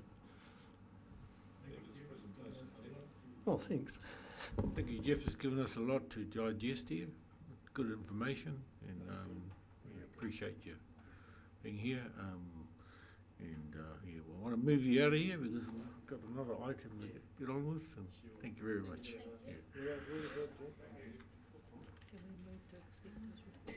Said someone moved that the his report be received. Second, thank you. All in favour? Thank you. So we need to go into committee at the moment because we have to look at the confirm the meetings of the public excluded meeting.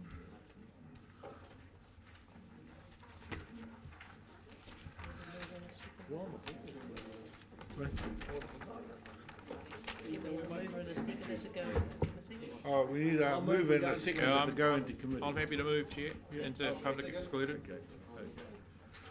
All in favour? Aye. So we have the